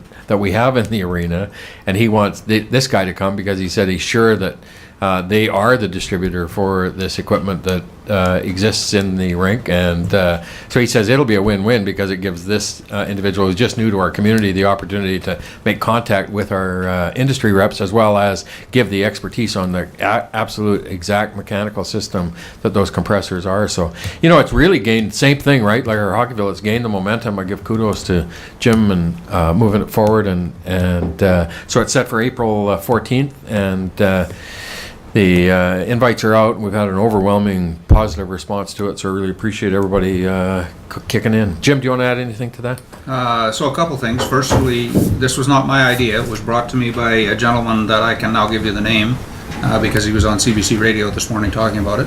A young fellow named Corey Stevenson, Stu Flynn's grandson, brought this idea forward.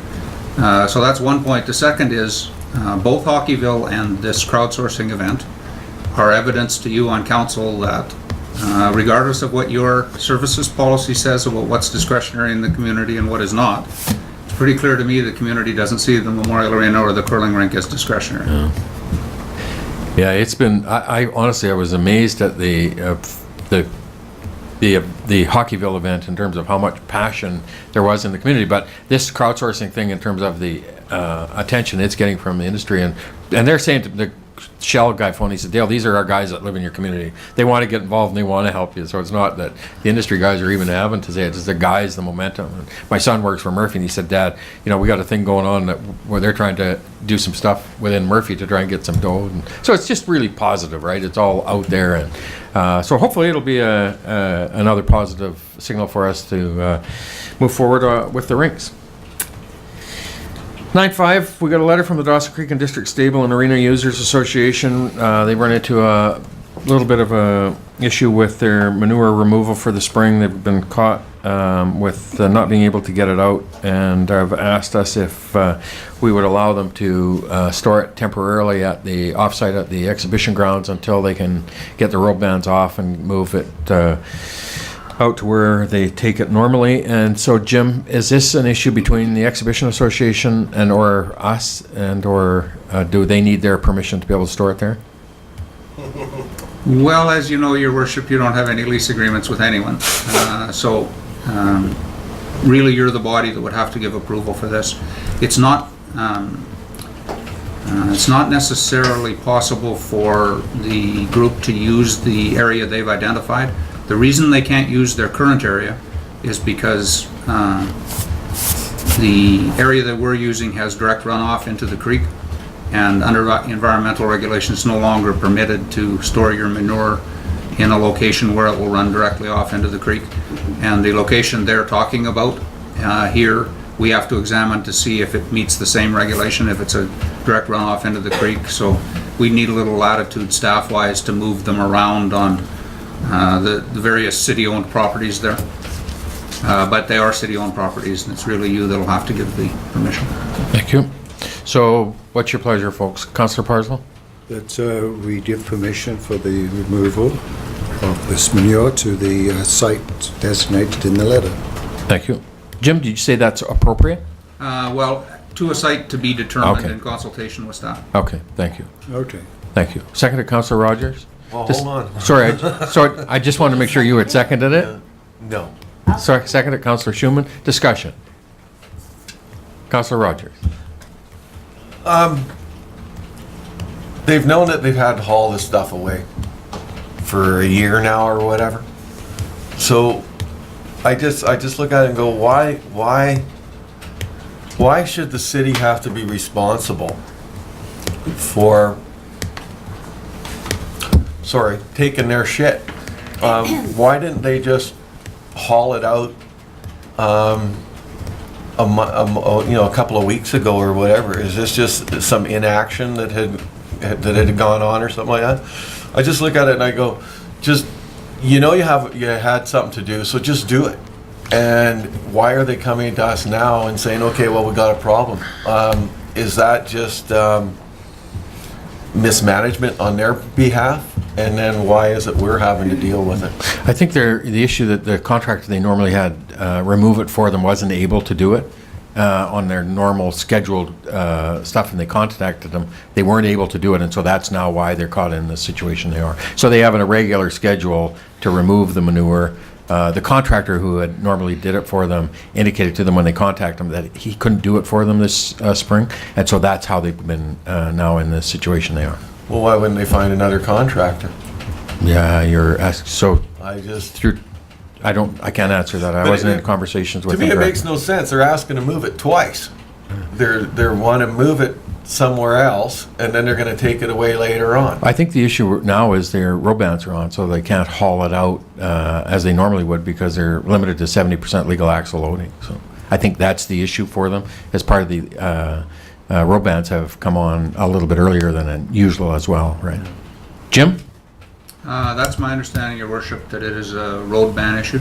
It is, Council Rogers is correct, under the operating arrangement at Lakota, they are responsible for manure handling and responsible for making sure that manure doesn't build up in a big pile outside. But for a variety of reasons, they haven't been able to meet that requirement, and now they're asking for temporary solutions so that they can. Yeah. Question? I'm not in favor of a temporary solution. Thank you. Councillor Wilbur, then Councillor Schumann. Sorry, Councillor Schumann. One concern that I have that seems to keep coming from this association are these temporary fixes that continue to be temporary year after year. So in moving forward, I'd like it to be very clear to them that this is temporary for this year, and that moving forward, they will have to have a plan B in place if their plan A can't pan out, because this will be the second thing now that they've come and said, just temporary. We just extended, I believe, their holding pen. and moving forward. So it seems to me they keep falling back on this. They'll go to the city for a temporary fix. So I would just like it to be stressed to them that this is temporary and they are going to have a plan B for next year. Thank you. Councillor Schumann? So Councillor Rogers is saying things like, we're responsible for taking away their whatever. Manure? Are we responsible for taking it away? Like, I just see them here wanting for a place to store it until the ground dries out, et cetera, et cetera. I didn't see anything about us taking it away. Am I mistaken?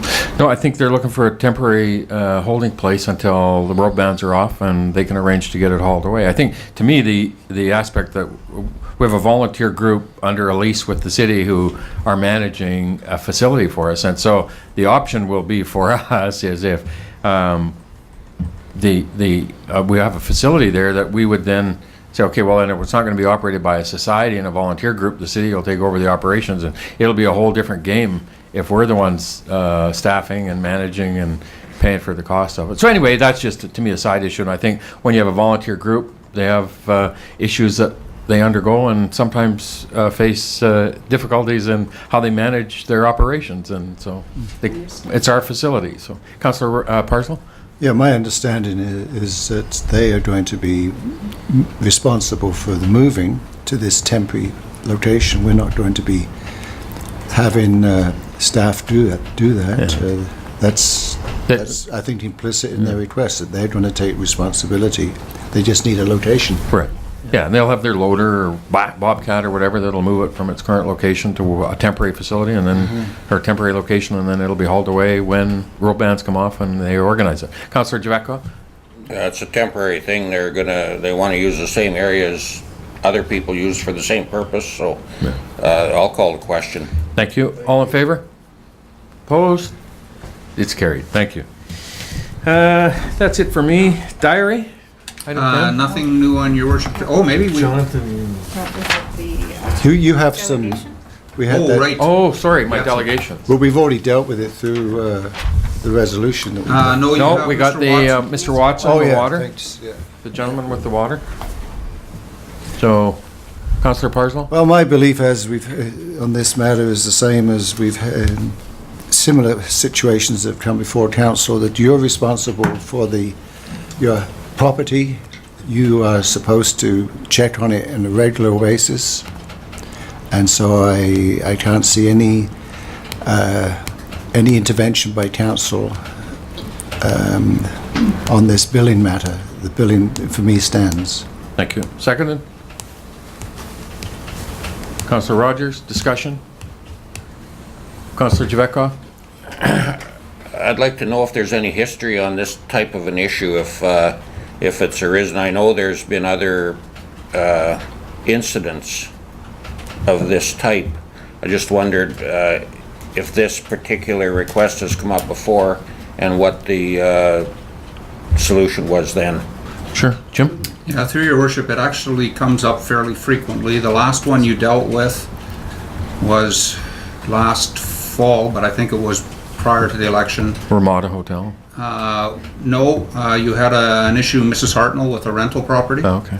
And so, if council makes a determination to give relief to Mr. Watson, what you're doing is passing that cost from Mr. Watson on to all the other users.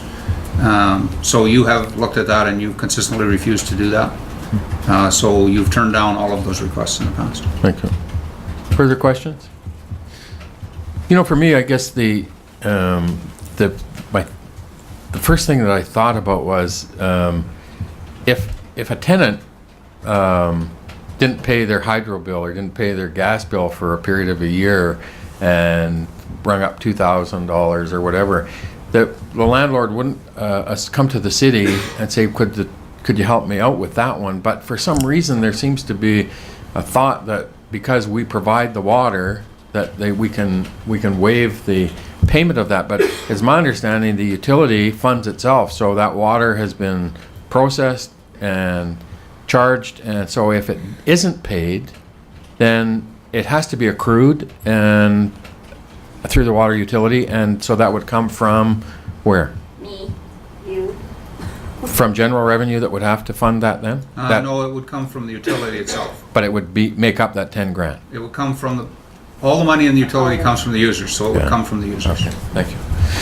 Yeah, so it's, the assumption that there's a magic bag of money someplace in here that we can offset, that Tinkerbell comes in and fills up on a nightly basis, doesn't happen. It comes from all of us. Councillor Javetkov?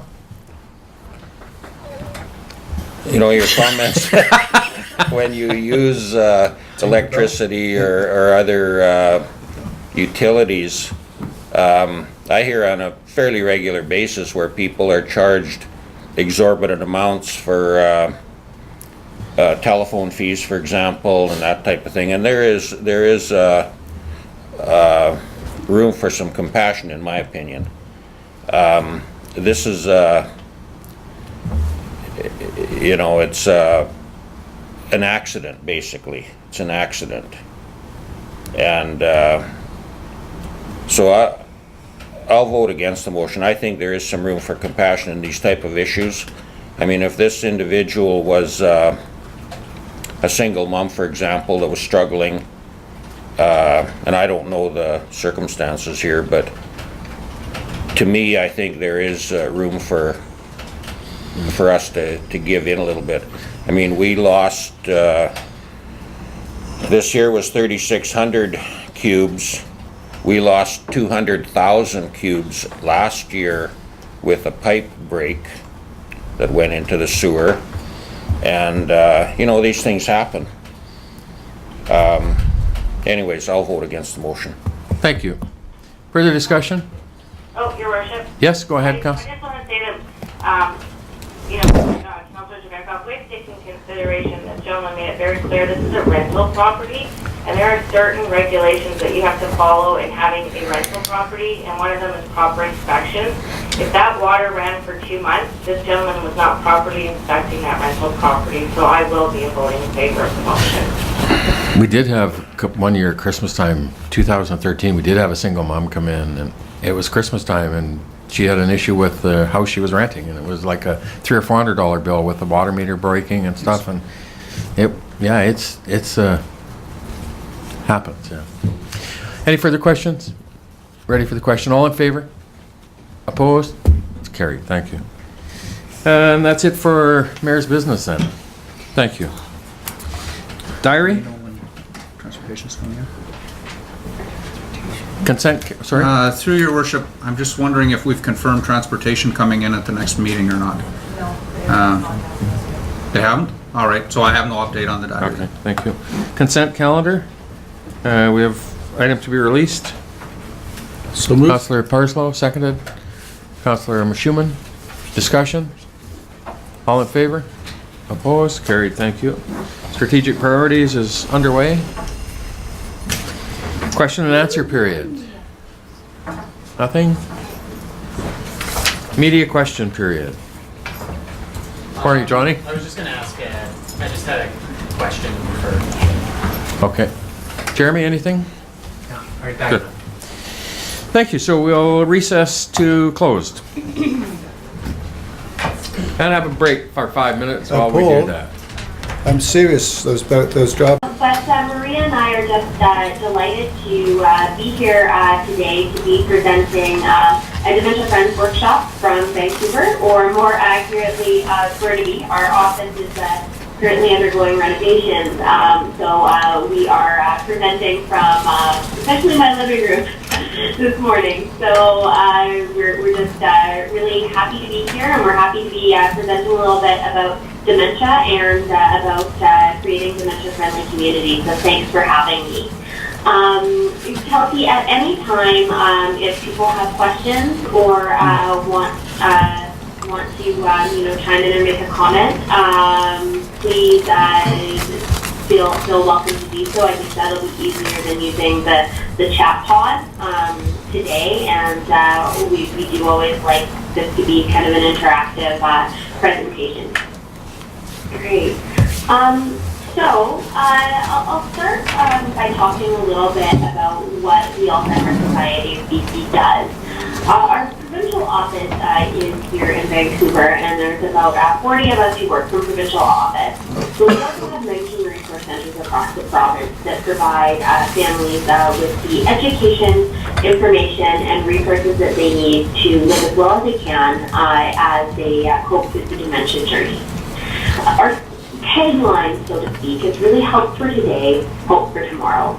So what does that mean? In terms for help for today, that refers to the kind of support we can offer, whether that's support groups for people with dementia or for their caregivers, whether that is education, so we provide family caregiver education, education for transition to care, like in residential care, as well as some other standalone workshops.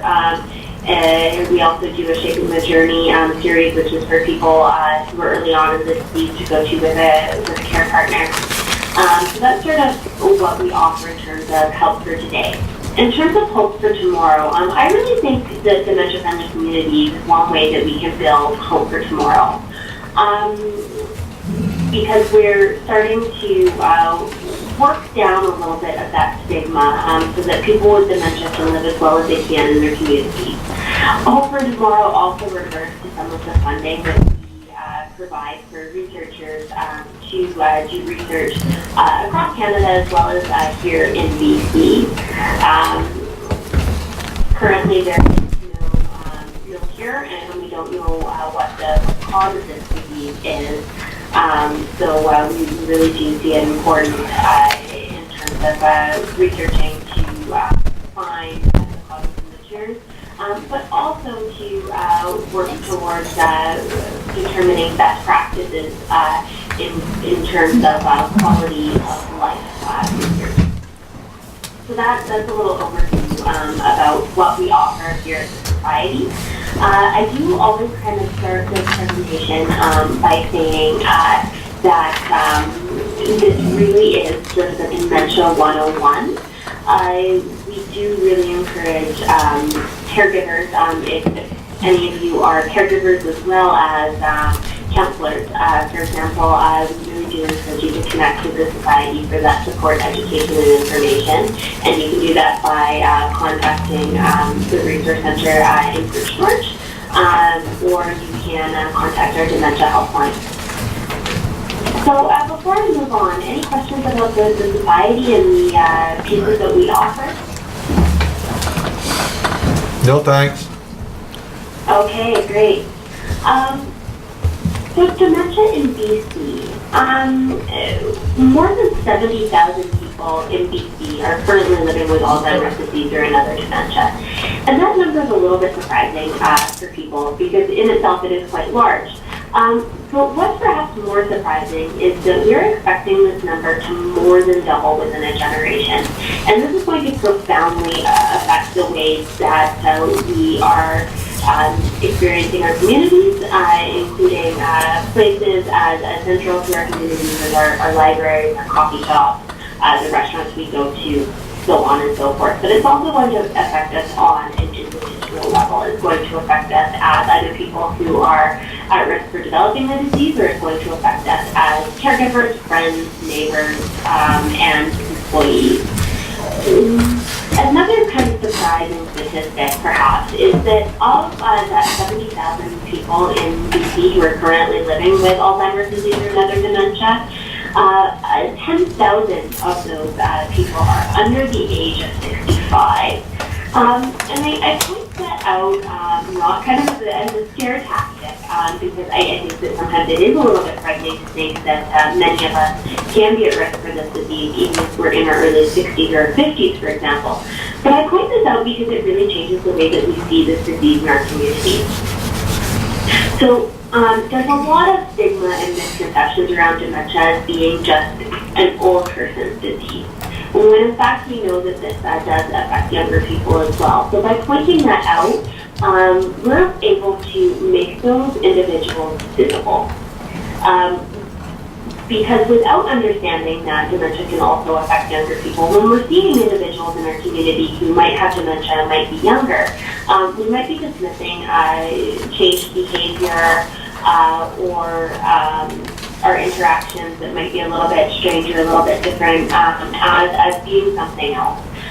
Perhaps as being a result of, alcohol or another disability. And I think that our approach is really always going to be the same. We're going to want to treat people with respect and compassion no matter what the underlying reason is for their challenge. But by really pointing out that younger people can be affected by this disease too, I think that we do a lot to make visible what can often be quite an invisible disease in a lot of ways.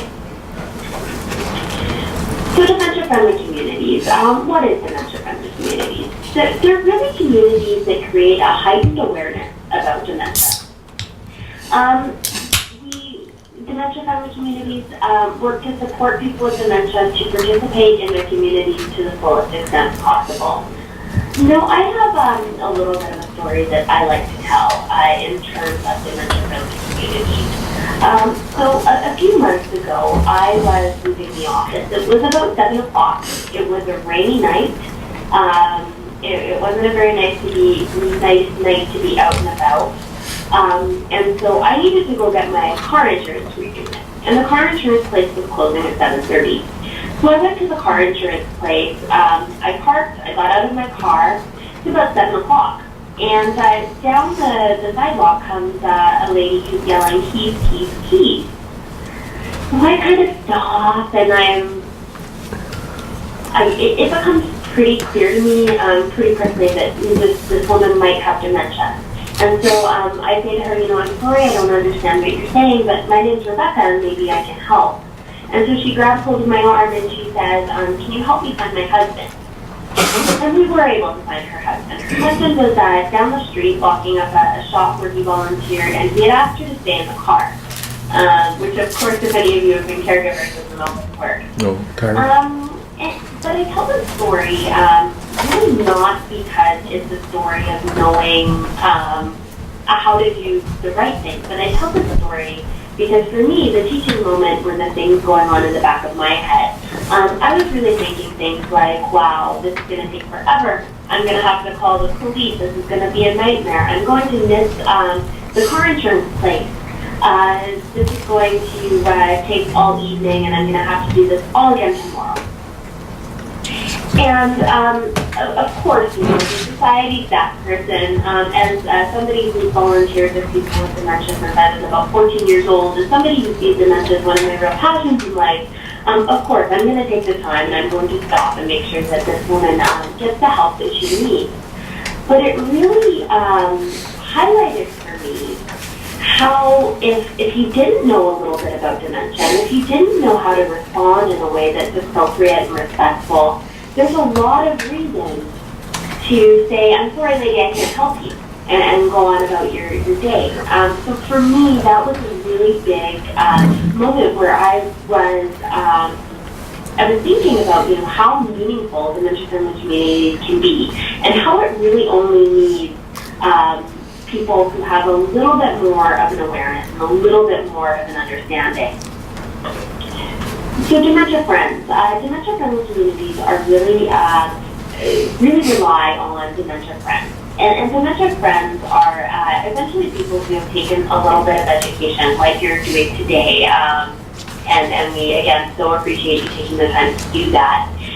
Dementia friends are really people who have a respect for somebody who's living with dementia. They're somebody who makes the person feel accepted.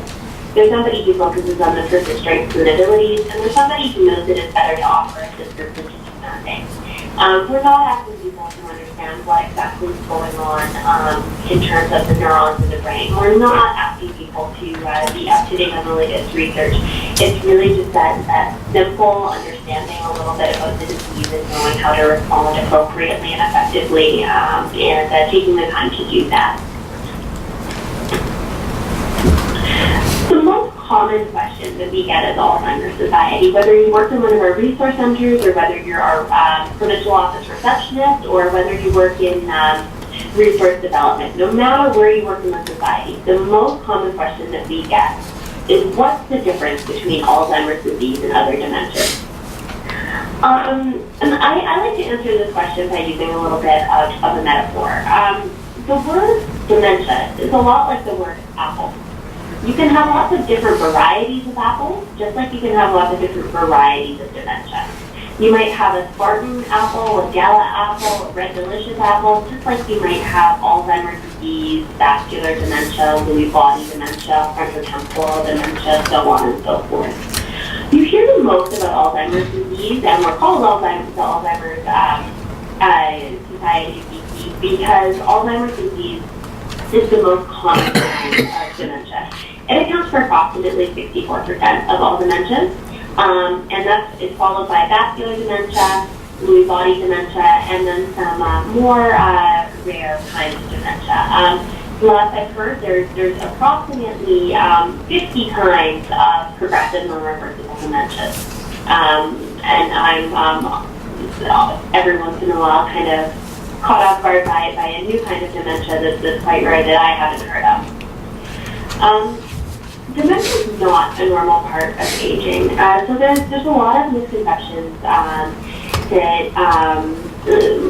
point to the inevitability of developing dementia. We know that age is the biggest risk factor.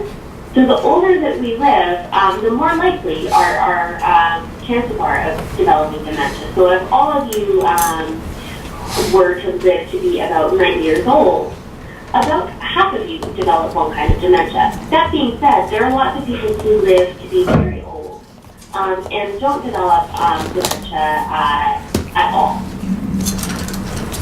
Dementia is progressive, and that means that dementia is experienced in stages. Now, this isn't like a light switch. It's not like one day you're fine and then the next day you're living with quite progressed dementia. In fact, the average amount of time that somebody's living with a dementia is approximately 8 to 10 years. So we know that there are people who live much longer with this disease. So somebody in their early stages might experience their community or their municipality very different than somebody who's living in the middle or later stages of this disease. Any questions before I move on? No, I think we're good. Okay, great. This is an image of the brain. On one side you have an image of a healthy brain, and on the other side you have an image of a brain with advanced Alzheimer's disease. Now, there are some trademark physical characteristics of a brain with advanced Alzheimer's disease. You see that there's a shrinking, you see that there's a hollowing out in certain areas, and I show this image really to speak to the point of changed behavior. As the brain changes, we can expect behavior to change as well.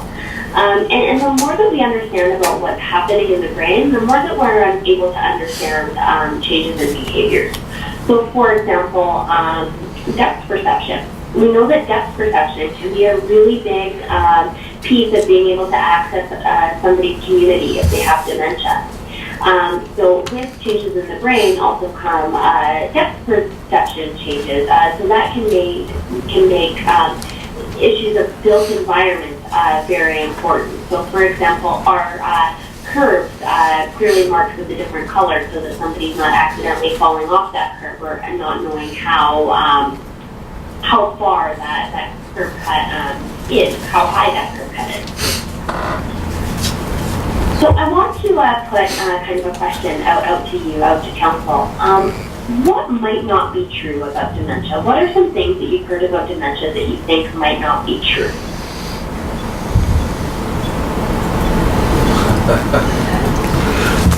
For me, I think it was always the aspect that it's more predominant in the elderly. Yeah, that it's more predominant in the elderly, and I would say that it certainly is more predominant for older people because age is the biggest risk factor. But it's not just an old person's disease, so that would be the piece of the myth. Yes, great point. Other things that you've heard about dementia that you think might not be true?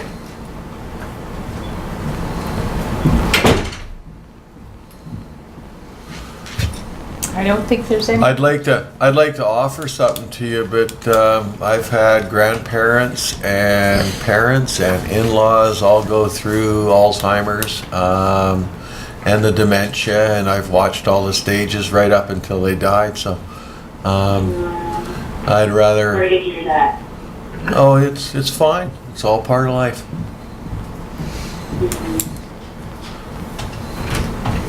So, here are a few of the myths that we kind of commonly hear at the society. We often hear that people think that this is strictly a genetic disorder. We know that that's not true. Out of 100 people, 95% of that group would have sporadic Alzheimer's, which means this is an Alzheimer's disease that can happen for anybody. There is kind of 5% or 5 out of 100 people who would be living with familial Alzheimer's disease. Now that's quite rare, and we know with that group of people, it's not as simple as, well, my mom had it, so I'll probably have it, but it's more complicated than that. We know that these are families where the typical age at onset is usually under the age of 65. And these are families where there's a very clear family history. So yes, mom had it, but also grandma had it, and 2 of her sisters had it, and 3 uncles had it, and you're noticing that your brother's already starting to show signs. So these are families where there's a very clear family history and typically a very young onset. So that's often a relief to a lot of people that I speak with, because they can sometimes be worried that because one parent had it, they are likely to develop it. That being said, we do know that there are some genetic markers that we can have that might increase our risk slightly. So having these factors might increase your risk, but it's certainly not the only piece of the puzzle. In fact, we know that things that like staying healthy in terms of our heart health, eating healthy, keeping our brain active, staying social, those are also all important pieces in whether or not we go on to develop Alzheimer's disease, even if we have some of these genetic markers. It's not just a disease that affects older people, as we've talked a little bit about. It's not the same as normal aging or normal memory loss. So as we age, our brains change, and it's normal for us to experience some age-related memory loss. So the example I use, if you're losing your keys and it happens once in a while, that's probably an indication of normal age-related memory loss. If you're losing your keys a lot, almost every day or several times a week, and you're finding them in strange places, that might be an indication that it's time to see your doctor. Similarly, if you are forgetting the name of a colleague who you worked with 10, 15 years ago, probably age-related memory loss. But if you're forgetting the name of a colleague who you work with very closely, so for example, if I were to forget Maria's name, that might be an indication that something larger is happening. So we always encourage people to see their physician as soon as they're starting to notice anything that's not normal for them, because sometimes it can be an indication of some other underlying health problems that could be treatable. Well, we know that it's not preventable. We like to talk about risk reduction rather than prevention. There are lots of things that we can do to reduce our risk, but we can't talk in terms of complete prevention because we know that some people might do everything right and still go on to develop this disease. We also know that it's not curable. So there's a lot of myths out there about coconut oil or turmeric or whatever else reversing Alzheimer's disease or curing Alzheimer's disease or other dementias. We know that there's no empirical evidence to support that at this point in time. There are some medication support for some people for some time, but it really doesn't stop the disease. It's not caused by aluminum. That's a pretty pervasive myth because it's been debunked for quite some time, but a lot of people continue to believe this or think that this is true. So if you have your pots and pans in storage, you can take them out of your attic. Dementia does not mean the end of a meaningful life. It also does not mean that the person can't understand what's going on around them. I often think of a caregiver who I worked with, and she was going in to see her husband one weekend. She went in every weekend to visit him in the care facility. And for quite some time, he hadn't really been able to recognize her as being his wife, and he hadn't communicated a lot verbally in the last little while. But that particular day, he got up to leave, and he grabbed her hand, and he said, "I don't know who you are, but my heart knows that it loves you." And I think of that as being a meaningful reminder that a person might not be able to communicate in a way that they conventionally once did, and they might not be able to know in the same way that we might know our realities, our surroundings, but there are often different ways of feeling and knowing. It also does not necessarily mean that a person will become violent or aggressive. We hear a lot in the media about somebody with dementia becoming violent or aggressive, especially in care. But in fact, this happens quite rarely. And when it does happen, as a society, we don't like to talk in terms of violence or aggression, because violence and aggression connote an intent. Somebody's trying to hurt, they're trying to be violent, when in fact, usually this is a form of a responsive behavior. Somebody's acting out because they don't feel like they're safe, or they don't feel like they're being given the time that they need to process information. So it's important to change our behaviors because the person with dementia might not be able to change theirs. And we do education in the society for care providers. So in the city of Dawson Creek, how might you know that somebody might have dementia, perhaps in your professional life or your social life? If I can just put that question out to the group.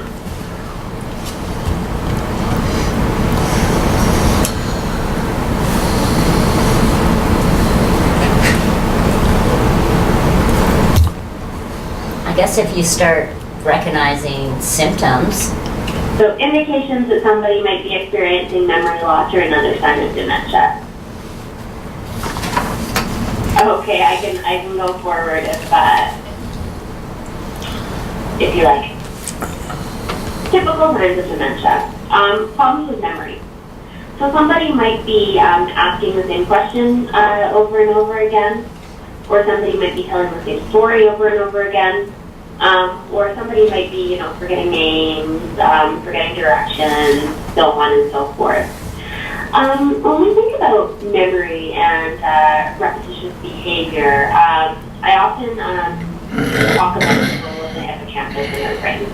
The hippocampus is quite a small part of our brain. It's about the size of a snail. And it would live about here, if I would poke my fingers to locate it in the middle. And the hippocampus is a very small part of the brain. But it plays a fairly big role in our day-to-day life. So the hippocampus is responsible for taking, among other things, for taking information that's happening in the here and now and translating that information to where it can be accessed later if we need it. So it's essentially the save drive on our computer. It would be like if we were working on a document and we wanted to save it, so we click save. So essentially with the hippocampus, we know that with a lot of kinds of dementia, it tends to get damaged first and worse. So as that damage happens, the save drive is failing to work. So a person's not able to recall that information later. So that might be why somebody's asking what time is lunch, what time is lunch, what time is lunch. Because they're not able to store the answer to the call later. Difficulty with familiar tasks. I'm sure that many of you made a pot of coffee this morning. I know that I did, and I'm not very useful without my coffee. So something as simple as making a pot of coffee actually involves a lot of steps. We need to turn the coffee pot on. We need to fill the craft up with water. We need to pour it in the back of the machine. We need to make sure that there's a filter in the coffee pot, and we need to make sure that there's coffee in that filter. And we also have to press the on button, or otherwise nothing's going to happen. So something as simple as making a pot of coffee has a lot of different steps in it. So people with dementia might have challenges with familiar tasks, like making a pot of coffee, because they're having problems with their linear thinking skills and their abstract thinking skills. So it might be difficult to balance a checkbook, for example, or it might be difficult to fill out paperwork to renew a dog license. Disorientation of time or place is another common sign of dementia, and sometimes that can look like wandering. So, for example, somebody standing still for a long period of time, or somebody's looking around a lot to try and wayfind. That can be an indication of dementia. Somebody with dementia might have a very clear idea of where they're going when they're leaving the house, but quickly become disoriented in either an area that's been recently upgraded or renovated, or even an unfamiliar space. Somebody might have challenges finding the right words. So I often think of a caregiver who I volunteered with in a long-term care facility, and a person with dementia who I worked with in a long-term care facility, and we were out walking one day, and she looks at me and she says, the yellows are good. And I kind of take a minute, and I'm trying to figure out what she's saying. Is she trying to say, the weather's nice? Well, the weather wasn't very nice, so I didn't think that she was trying to say that. And it probably took me until the end of the walk, until I figured out what she was saying. She was telling me that the daffodils were beautiful. She thought the daffodils were beautiful. But she had forgotten the word daffodil, so she was substituting in yellows, a word she did know. And she had forgotten the word beautiful, so she was saying good. So it might just take a little time and a little patience to interpret what somebody with dementia is trying to communicate to you. Problems with abstract thinking is another sign. Often where we see this is an ability to interpret jokes or humor. For example, a coworker who I worked with, a big sign for her that things were starting to change for her mom was that her mom was no longer able to find the joke she told funny. Now, I can't tell you if this person was a very good comedian, but that was a big change. We know that interpreting jokes or interpreting metaphors require a lot of abstract thinking. Challenges following conversations can be another sign, and we'll talk about some communications to help with that in a second here. And finally, poor judgment. And this is specifically more common with certain kinds of dementia, for example, frontotemporal dementia. When judgment starts to change, we might see a few different things. For example, Becky, who's always been a very grandmotherly type, all of a sudden is swearing and using language that's very colorful. Somebody might be saying things that are socially inappropriate, telling you what they really think about you, for example. Or somebody might be dressing in a way that's inappropriate for the weather. So they might be wearing a t-shirt when it's in fact quite cold out. And that might be much more serious in your community, for example, than here in Vancouver. We know that everybody will experience the dementia journey different. So person A won't experience the disease the same way that person B does. And people will experience different challenges at different points in the disease. So for example, while one person might have a lot of trouble with vocabulary very early on in the progression of the disease, somebody else might not have problems with vocabulary or communication until quite late in the disease. Any questions about the signs of dementia before I go on to the next piece? No, we're good. Okay. So, how can you help? How can you help as a community? How can you help as individuals? How can you help as a person who often goes to a certain restaurant, coffee shop, or community center? We suggest starting a conversation. So the first thing that you can do is get the person's attention. It's often helpful to make eye contact when doing that. Coming from behind somebody and talking at them is usually not very helpful. Getting right down and talking to them face to face can often be more effective. Don't invade their space. I don't think that any of us like to feel like our personal space is being invaded by a stranger. I know that I don't. And that doesn't change when we have dementia. If you do have a rapport with the person, perhaps putting a hand on their shoulder, for example, that can be comforting, but do take your lead from that person. Ask the person if they would like your help. They might still say no, and you might hang back and decide to help or call 911 anyways. But asking if the person would like your help can really indicate, that you have a respect for that person and can be one way to maintain their dignity. You might not come straight out and say, do you need help, like I did that one time. But it might be something more like, can I help you with directions? Wow, it's cold outside. Might I be able to get a sweater for you tomorrow? Check if the person has a medical or basically home bracelet or another medical identification bracelet. So sometimes a person with dementia will wear a medical or bracelet that says memory problems, call police, or memory problems, and it'll have a hotline number for you to call. And the person who answers that hotline will be able to either call a family member for help or call the police, depending on the person's situation. The medical or bracelets and home bracelets are blue, so that might be an indication that somebody has dementia. Bring the person to a quieter space. I often think about driving in my car. If I have the music up, the first thing that I'll do if I'm looking for an address is turn the music down. And that's because when you have a lot of sensory information coming at you at once, you're seeing things, you're hearing things, you're trying to concentrate on the address numbers. That can be really overwhelming. That can be too much information. And when somebody has dementia, that can certainly be the case. So if you're at City Hall, for example, and you notice that somebody's there and they're quite confused and they need assistance, bringing them to a quieter space, perhaps an office or a quieter corner, can be very helpful. Respond to feelings, not stories. So we refer to that as kind of connecting rather than correcting. You might know that the stories that person's telling isn't true, at least in our reality. But if the person thinks it's true, it's generally best to not correct them unless their safety is at risk, for example.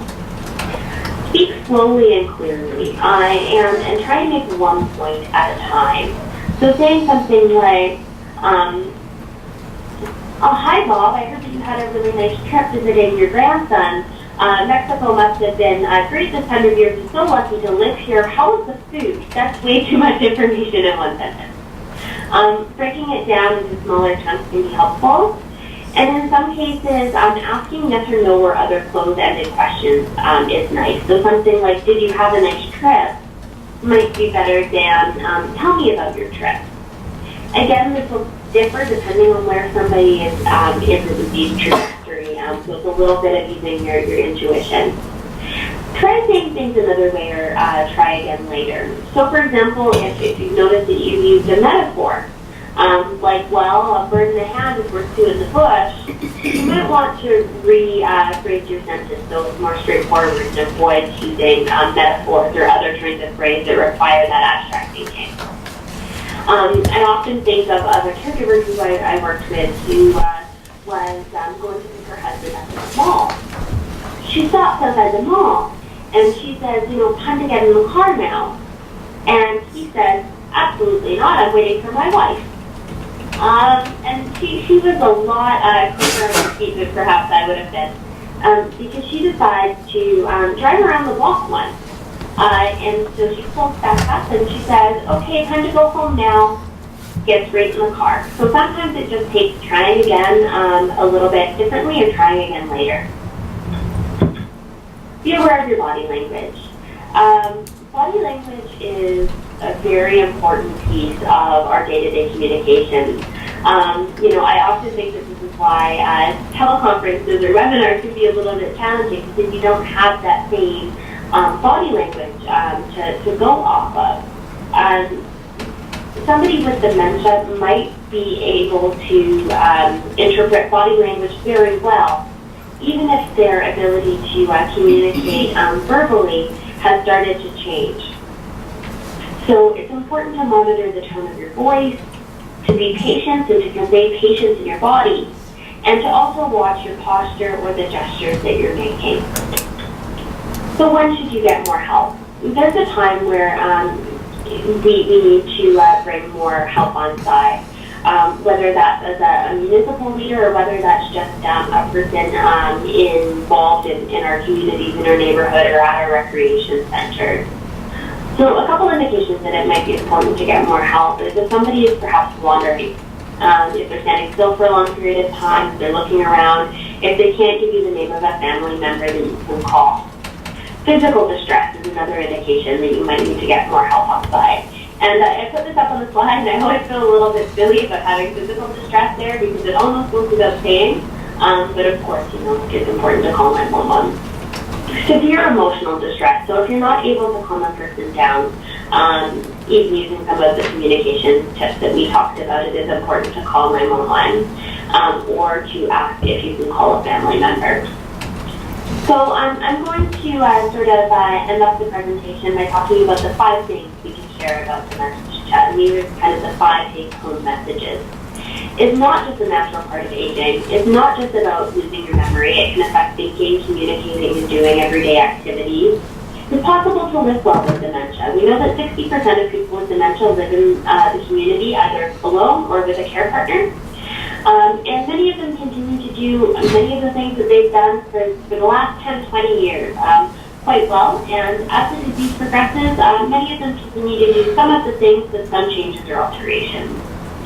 There is more to a person than their diagnosis of dementia. Somebody who is a teacher before their diagnosis of dementia is going to continue to have that rich experience of being a teacher, for example.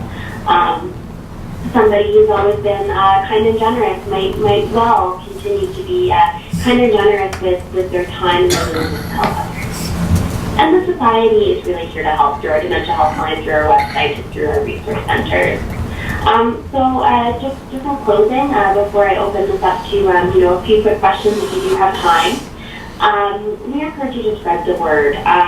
We can do presentations like this, either remotely, and from time to time we do have opportunities to do face-to-face presentations in various community hubs.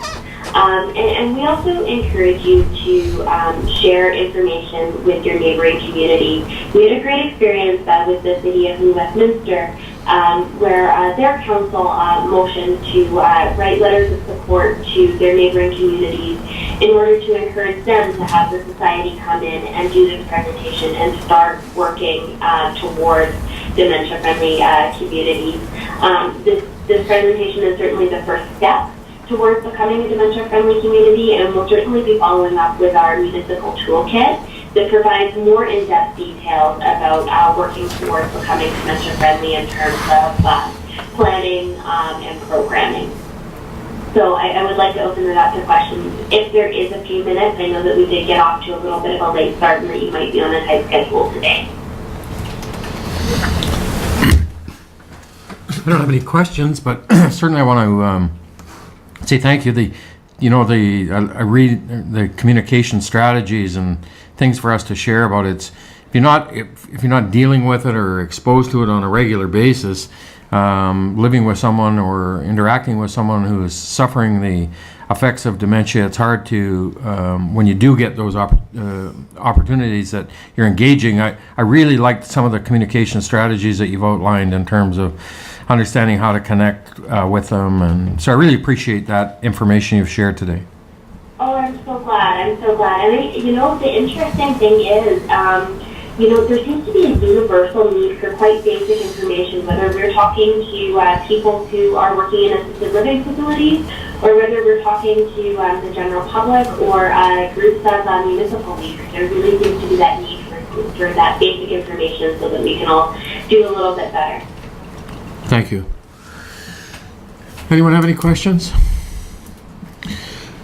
So, again, we really sincerely appreciate you taking the time this afternoon to give us some very timely and very appropriate information for us to help us as the community leaders in Dawson Creek understand some of the components around Alzheimer's, the disease, and how we as a community can be certainly more aware and more effective in moving it forward. So we really appreciate you giving us the time this afternoon. Thank you.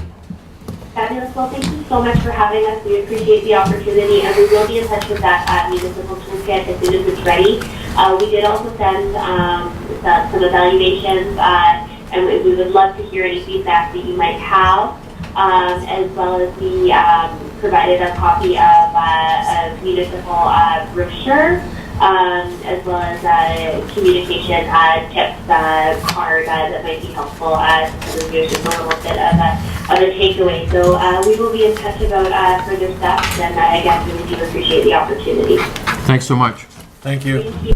Bye-bye.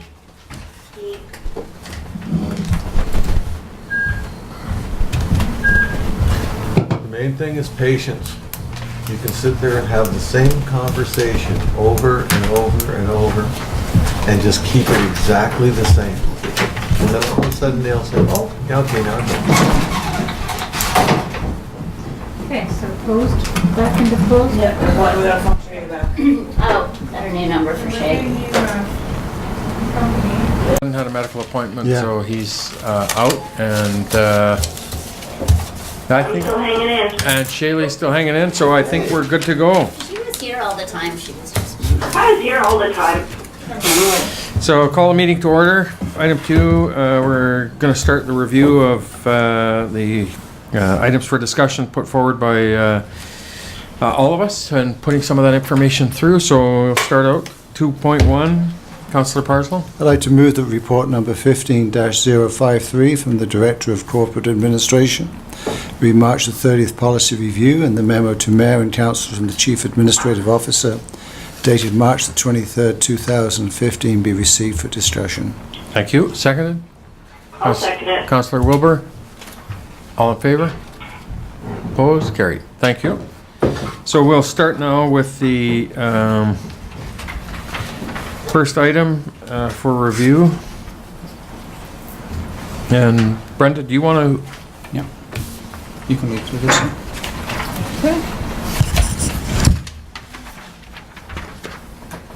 So through your worship, we will begin with the strategic planning session draft report, the statement of vision, mission, and guiding principles policy. And council is, we do have background information provided by the CAO within the memo that's attached to the report. Each policy will be reviewed by council. At this point, the recommendation from the CAO is to have the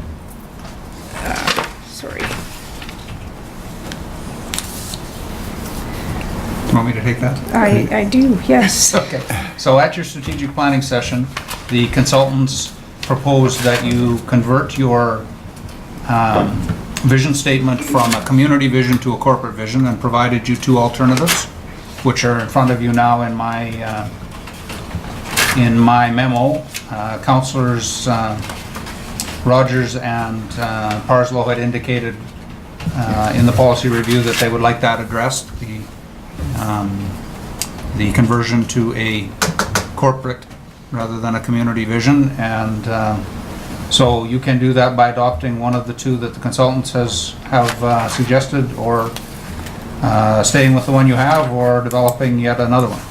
Thank you. So first Councillor Parslow, then Councillor Schumann. I was trying to move that the item number 1, which reads, the corporation of the City of Dawson Creek will be a forward-looking, honest, respectful, fair, accessible and collaborative government that prides itself on responsive fiscal stewardship and holds the trust and confidence of the community be adopted as our corporate vision. Thank you. Do I have a seconder for that? Councillor Rogers? Discussion, Councillor Schumann. So I was under the impression at strategic planning that we were going to draft a corporate vision, but that we weren't going to mess with our community vision. So I have been under the impression that we were going to have a community vision and a corporate mission, and now we're talking about ditching the community vision statement and just going to a corporate? No, I'm confused. I think the recommendation was that we still sustain that current vision statement we have, and council endorsed that, but the recommendation was that we would have a corporate vision statement incorporated into our strategic document. And so this would be a complement to that. As well as? Yes, yes. Because that's not what I just understood Jim saying. Yeah. So Sorry, I that's must have where- misunderstood that myself. So. Okay, good, because I'm not happy Yeah. getting rid of our old community vision statement. Now, I'm just going to clarify that. Is that council's understanding of what took place? 1, 2. Councillor Parslow? That was my understanding, what Councillor Schumann had just said. Councillor Parslow? I'm unsure. Know that I thought a very valid point was raised that the vision statement that we have had was for the community. But we really should have a corporate vision statement because we are a corporation. And so I guess I'm in the same camp as our CAO. I'm unsure. I thought it was replacing, but I thought they had the heart of where I'm at is I thought they had a very valid point that we should have a corporate vision statement. So my understanding was council's direction at that session was vision statement was appropriate, accurate, don't mess with it. It's not broken, don't fix it. No need to fix it. But the recommendation from the folks that were facilitating that we should have a corporate vision, and that's what we're being brought forward today. So that's how my understanding of what it was from that day, that session, and what we've got today. That's fine. I mean, I can't speak with certainty on it, but I mean, I just saying that the notion that we need to have a corporate vision, I thought resonated with me. And so we've still got our guiding values, those guiding principles, and now these will go and lock into our current corporate objectives, those priorities of fiscal, quality infrastructure, quality of life, economic diversity, and the staff. This would be the overarching corporate vision for that. Where I thought this would be going, notwithstanding this discussion about community vision, corporate vision, was that this corporate vision, remember they looked at the mission statement and they felt that was fine for the corporation. It was just the corporate vision thing. So my understanding is that this corporate vision, those guiding principles apply to the corporate vision. Okay. But that's Jim?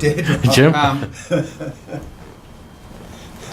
Staff wasn't in both days of the session. In the session we were in, the consultants were attempting to steer you. Now, keeping in mind, you don't have to go where the consultants steer you. But they were steering you towards the view that a community vision needs more than the 7 of you. It actually requires the community. And that the OCP is the actual process that's best set in order to develop a community vision. And your current OCP has those visions in it. And you've indicated you want to review that within your term. Whereas a corporate vision is one that's totally within the control of the 7 of you. Yeah. And so that's just how they were characterizing it when I was in the room. And I was under the impression that we were going to develop this corporate vision statement and keep our community vision statement, because of course if we're going to change the community vision statement, then we have to go out to the community. And so I think in my mind we decided to keep that and create our own corporate. And I'm fine with number 1. Okay. Councillor Javetkov, you had a question? I'm just trying to remember how much effort or how much collaboration there was with the community to develop the community vision statement. You're not, I think- remember, you yeah. remember very well, they said that I- that was developed I by the think- mayor and council. Yeah, I think the issue to me was when we had the strategic planning exercise that day, and we started at the vision statement, council had, I think it was almost unanimous that the view was that corporate, or that community vision statement that exists within our OCP is one that we didn't see needed to be addressed. It was working, and the words that are ringing in my ears, if it's not broken, why would we fix it? But we would come up with a corporate vision No, statement. I said that this morning. If it's not Oh, did you? broken, why would we fix it? I think Councillor McFadden. How did that vote go for you? So anyway, that was my recollection, so that's why I understood this process. Just a Councillor point of Parsons? information, this community vision statement, is that also in the OCP, Jim? Yes. Yeah. Okay. So if we're going to change that, we would, what I'm hearing, we would change that through any procedures, processes inherent in updating the OCP. Absolutely. So there would be. So what Jim said, Jim's last comment resonates with my memory a bit. So we'd still have our community vision. What I'm understanding then, thanks to something Shells has said, that we would retain our community vision, and it would stay therefore in the OCP. We're not messing with that. Right. They suggested that those things, as Jim just pointed out, the seven of us control this corporate vision. And they offered, based upon the dialogue they heard at this planning session, they came up with these two drafts. Yeah. So if we keep our community vision, but take it out of that document, replace it with the corporate vision, I'm wondering if we shouldn't test whether the guiding principles can be applied to that corporate vision. You know what I mean? If that's something that staff should do, or what? Where do you think we go for that? So, in the fiscal gap work, I already took care to align the recommendations I've made to you to the guiding principles. That's why I'm suggesting version 1 of the corporate vision, because it actually does track the guiding principles. So, well, I stay with my motion, Yep. not negating what has been said about the community vision, that we adopt this as our corporate vision, and we retain the community vision until we revise the OCP. through the OCP process, yeah, absolutely. And engaging. Yeah. If that's okay with Cheryl, I mean. Yeah. No, I'm good, I was Okay. just confused when Jim Yeah, was no, fair talking enough. about it. I was confused as well. I thought Okay with we had number 1? decided something Number else. one. Good with number 1? Good. Thank you. Yeah, So we number got one number is one. Number 1. Any other questions or comments? You good with it? All in favor? Opposed? Carried. Thank you. Item 2, the fiscal gap report plan B. Jim? Brendan? No. No, I think the next No. one's No. Chief Administrative Officer terms. Oh, but we used. can talk about it. No, let's not. I've talked enough about that. That's In the interest of concluding today, perhaps you'd rather move on to item 2, which was Councillor Javatkoff proposing a change in the Can I- CAO officer, CAO duties and terms of reference, and you might want to ask Councillor Javatkoff to explain his request. First, Councillor. Can I, though, just make a comment about the guiding principles? You know, this crowdsourcing thing that people, Jim, heard about and brought forward, and we've adopted that. It just strikes me, when we read our guiding principles under governance, you read the 2 bullets there, and it's perfectly aligned with crowdsourcing. And I'm just saying we should reflect at some time, living to these guiding principles keep seeking, and I'm not being critical at all, seeking ways we can keep these things alive. That's my only comment. Thank you. They should not be words on the paper. The No. vision, the mission, your guiding principles should not be just words on your wall. It should be stuff you live, right? Yeah, that's absolutely. Thank you. Councillor Javetko? Yeah, this policy, I read through it and it's actually quite complete. The only thing that struck me was in first, or not the first, it's 6A actually. It says ensures the acquisition and effective management of the fiscal, human, and physical resources required by the city in order to fulfill its objectives. And, you know, we talk about fiscal responsibility. I mean, you know, it's in all of the rhetoric. So I thought that we should include the word cost in front of effective there, to make sure that we are cost effective, to make sure that the things that, that administration is doing follow through with the principles that we intend to live by. Thank you. So I'll make a motion that we do that. Thank you. Seconded? Councillor Rogers. Discussion? Comment? I would like to, not that I'm challenging in any way, I'm just seeking understanding here. Jim's third bullet, which begins definitionally, I need a little bit of education here, Jim. I don't wish to give you my understanding, but or if you want me to, I can. But what are you? What are you getting at there? Because I think it's a very important point. This definition that you're talking about. So what I'm saying is, if you change my roles and responsibilities and then include a different definition, it will mean what it means in the literature. Yes, it won't sure. mean what it means in your head. So what does it mean in the literature?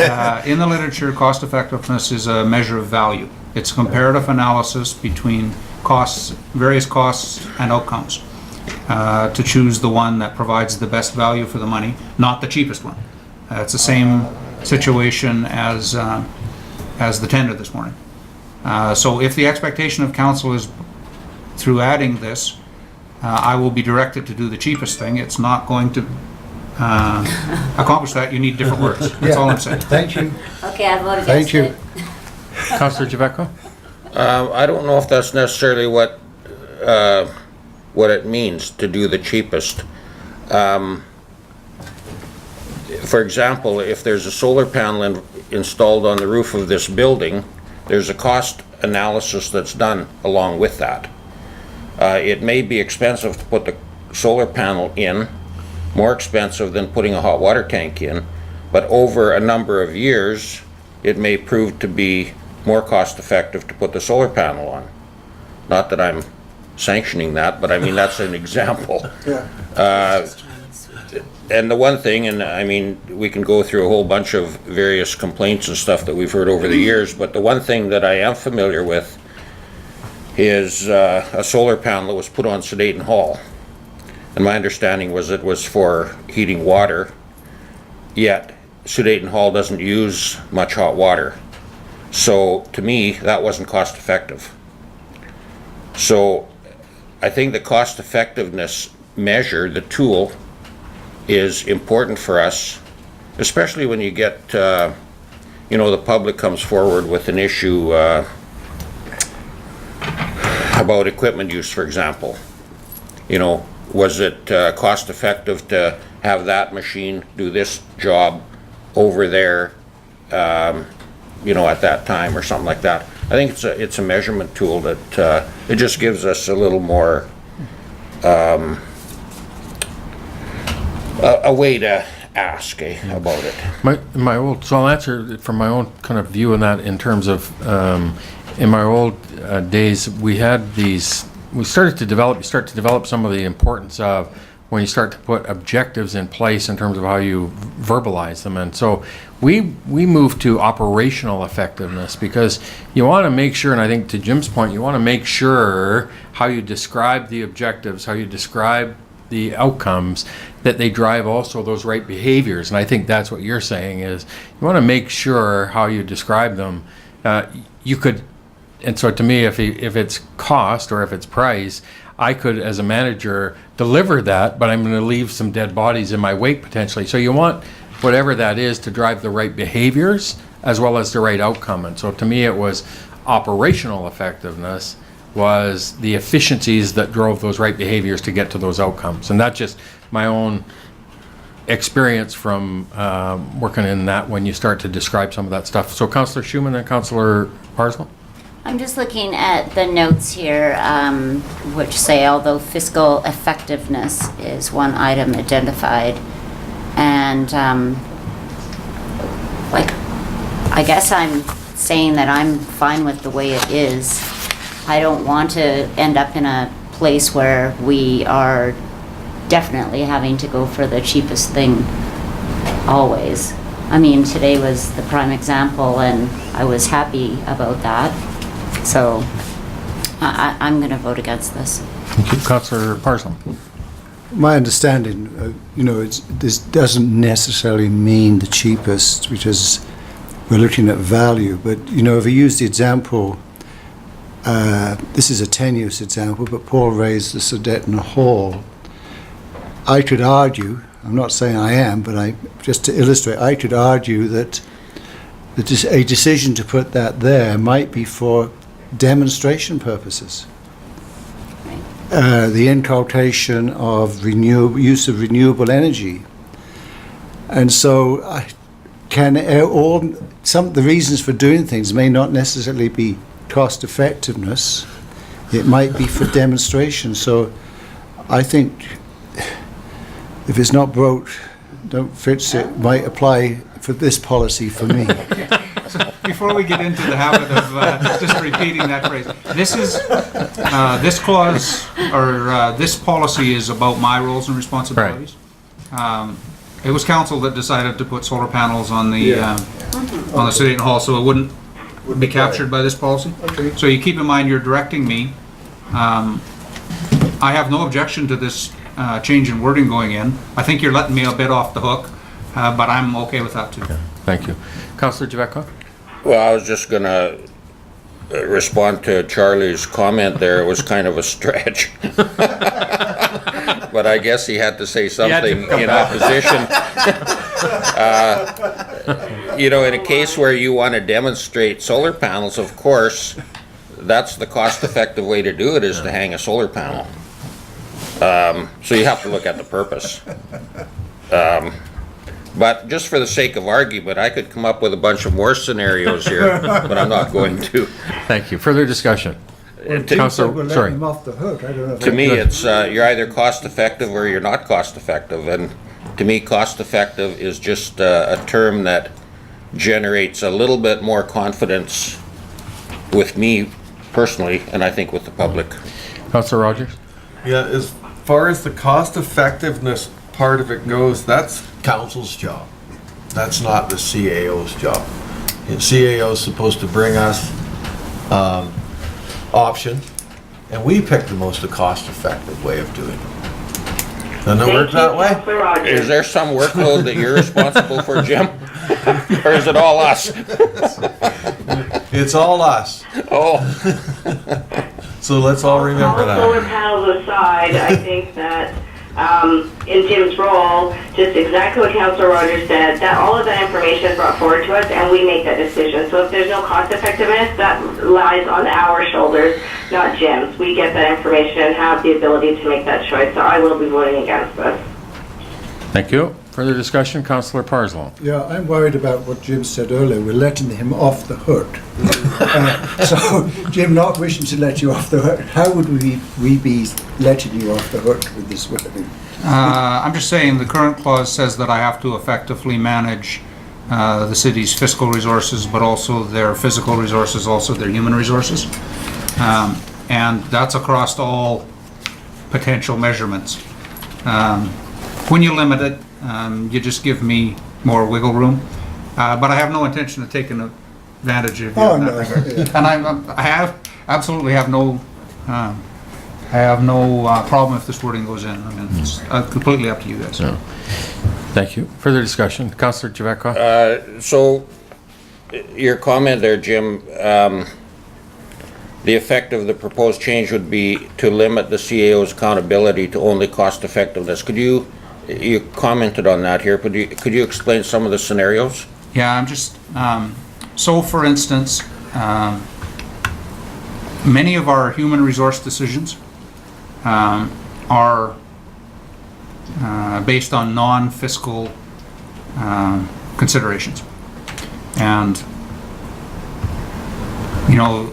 with the change of the way it is, it's suggested, I would be directed to only consider the fiscal dynamic in that human resource. So if you want these, I can understand why you would want this wording in as a message, if nothing else, as a constant reminder. I think instead of putting it in front of cost-effective management as it is now, there should just be a separate statement saying in all operations, council expects the CAO to seek cost effectiveness, or wording like that. Separate it so that it's not qualifying the human and physical the way it is. Yeah, I guess to me, I just absolutely see it from the perspective of there's 3 or 4 components of your accountabilities that I look to you as the CEO to deliver: financial, customer, community, and employee. And I would assume that you're going to bring operational effectiveness, which balances all 4 of those with an overarching financial lens to everything we do to bring that operational effectiveness to the role that we pay you to do. So that's kind of how I see it, but I absolutely don't. I'd word it even differently again than that. So, Councillor Javeko. So I'm willing to change the wording there from cost effective to operational effective. Okay.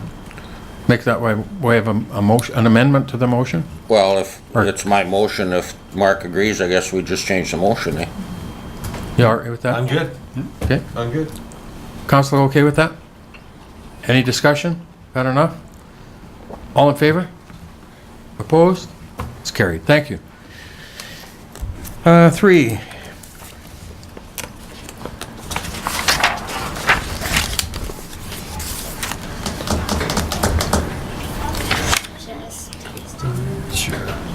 I hear folks in the background by the pool. Yeah, through your worship, that was, again, Councillor Javetkov. And the policy. So you guys can see that I read through the whole policy manual, eh? And you see we put you first on the list. Yeah, I see that. And it took me 5 days. I read from 2 to 3 hours per day. It ain't easy. Before I started nodding off. And even the last hour was probably a bit marginal. Blurry, so we should look at the end of And was that the first time you read the policy manual? I thought, I probably read it when I was younger, about 20 years ago. Anyways,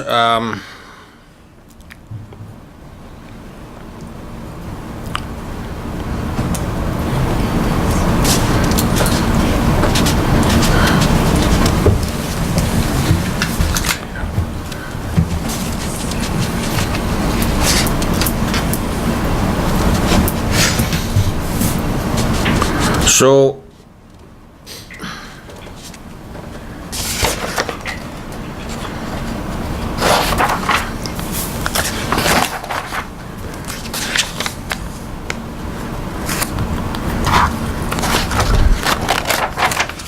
part of the issue I had with these policies is that they're the way that the way they're handled in the index, it's not clear what the topic is about necessarily. This one here, this is code of conduct, eh? No. No, we're on No. Number 3. Policies, Authority and responsibilities. authorities and responsibilities, operational. The council. Yeah, I think what I assumed, so Councillor Javetkov can correct me if I'm wrong, there are 2 policies that speak to the differentiation between the role of council and the role of the chief administrative officer. One is the authorities and responsibilities operational of the council, and the other is the roles and responsibility of the chief administrative officer. I think Councillor Javetkov was suggesting they should be spatially located together because each policy talks to the other policy, if you know what I mean. My only suggestion is instead of moving council to the CAO, you would move the CAO to the council, but. Is that what you want to move? Okay. This one I think is more of an overall suggestion that I wanted to make about naming the policies more reflective of what's in there, what the content is.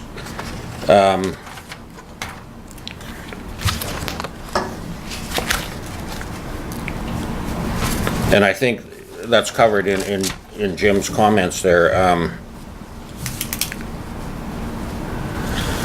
So if we combine them, and the other thing is there's so many policies, like, and a lot of them, as you read through there, they're repetitive.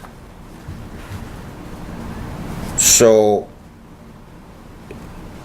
you know, I don't, however we can combine them, you know, it's a form of consolidating, and I think if we can name them to reflect what the content is. So it's obvious in the table of contents, when you look down, you don't see, you know, a policy under the heading of, you know, we'll see them as we go through here, but that it's more reflective. Sure. And it's an index that you can actually look through and find something. I think to me, that's exactly the process of us going through this as well, over the next while, is to review some of that stuff that exists that's completely either... So I don't have a problem with how we do that with, you know, with this, but it'd be nice to see that. Then, Okay. you know, you'll have a policy manual that you can actually do some research in, or, you know, find something there. Okay. Jim? I think it's fair to say, Your Worship, that we frequently receive this comment, which is that it is not necessarily intuitive, whether you're a customer searching our policy manual, whether you're a counselor, whether you're staff. So perhaps a really good idea, once you have decided what you want the policies to say, is that you also task us to look at new ways of indexing and streaming these policies, because it is a bit of a maze. Sure. And we get that pushback from the media, for instance, who are looking for a policy. And, you know, some of us might be able to direct them right to it because we've seen the iterations of it. Or sometimes I have to go ask Brenda because even I can't find it. Yeah, I think that's a great point, and you know, Councillor Javekov's statement right out of the gate, where you spent 4 or 5 days, you would, going through this, to even go through, review the policy manual, and so there needs to be some streamlining in terms of that exactly for us to be able to see that, and I think maybe that'll be a valuable component of us going through it in the method we do over the next period of time, to be able to start to bring maybe some cohesiveness to the manner in which it's put together and structured for us. Councillor Rogers? I know exactly where Mr. Javetkov's coming from. The policy book that I have doesn't even have the page numbers on it, and I'm sitting here going, okay, where was he reading that from? And I'm trying to find it, and I can't find it. Well, I've obviously didn't copy that one out. I did copy all those too, Yeah. at my own cost at home. We appreciate it. I know. So that was Cost effective. That's why I told that you. cost effectiveness. that was one thing that I had noticed. It was a little bit difficult to maneuver through because I had gone through it and I had marked all of the areas that I wanted to talk about, and then I had to go back and a few of the little sticky things got knocked off, and I go, where the heck did I read that from? So anything we need to do with this one? Well, if we could combine it with the other one, just to consolidate them, and you know, there might be other ones like that too. We need a motion, please. Move it to consolidate it within the CAO. Or COA. Well, Or the CAO into this. Let's just motion to combine them because To they're combine speaking them. to the same thing, the Okay. difference between your role and mine. Yeah, okay. Good. So, do you have a seconder? Councillor Rogers? Discussion? All in favor? Opposed? It's carried. Thank you. Item 4 is our contractor code of conduct. And Is that another Javetkov thing? it is. This one here, I just, Javetkov, you're cutting into my pool time. We haven't even started. What page? this one here was about a comment in there All these policies. about, Yeah, I'm reading. Further down. an unfriendly attitude. I just thought that was kind of, flaky. In business, you have all kinds of personalities, and some of them are friendly, some of them aren't, and some of them are sneaky, and some of them are honest. I like the paper. But it's all about business and contracts and agreements, and I just thought that a person with an unfriendly attitude should not be disqualified from doing business with the city. Yeah, the only thing that when I read this, for me is the issue that I think we as a corporation have to guard against, as we have code of conduct for our employees, the code of conduct for our contractors who engage and do business with our employees or the corporation, is that if we don't have some kind of parameters within there and we ever got an allegation that a contractor acted unprofessionally or a form of either personal harassment or some sort, that the corporation could be brought into that realm of the human rights legislation for harassment.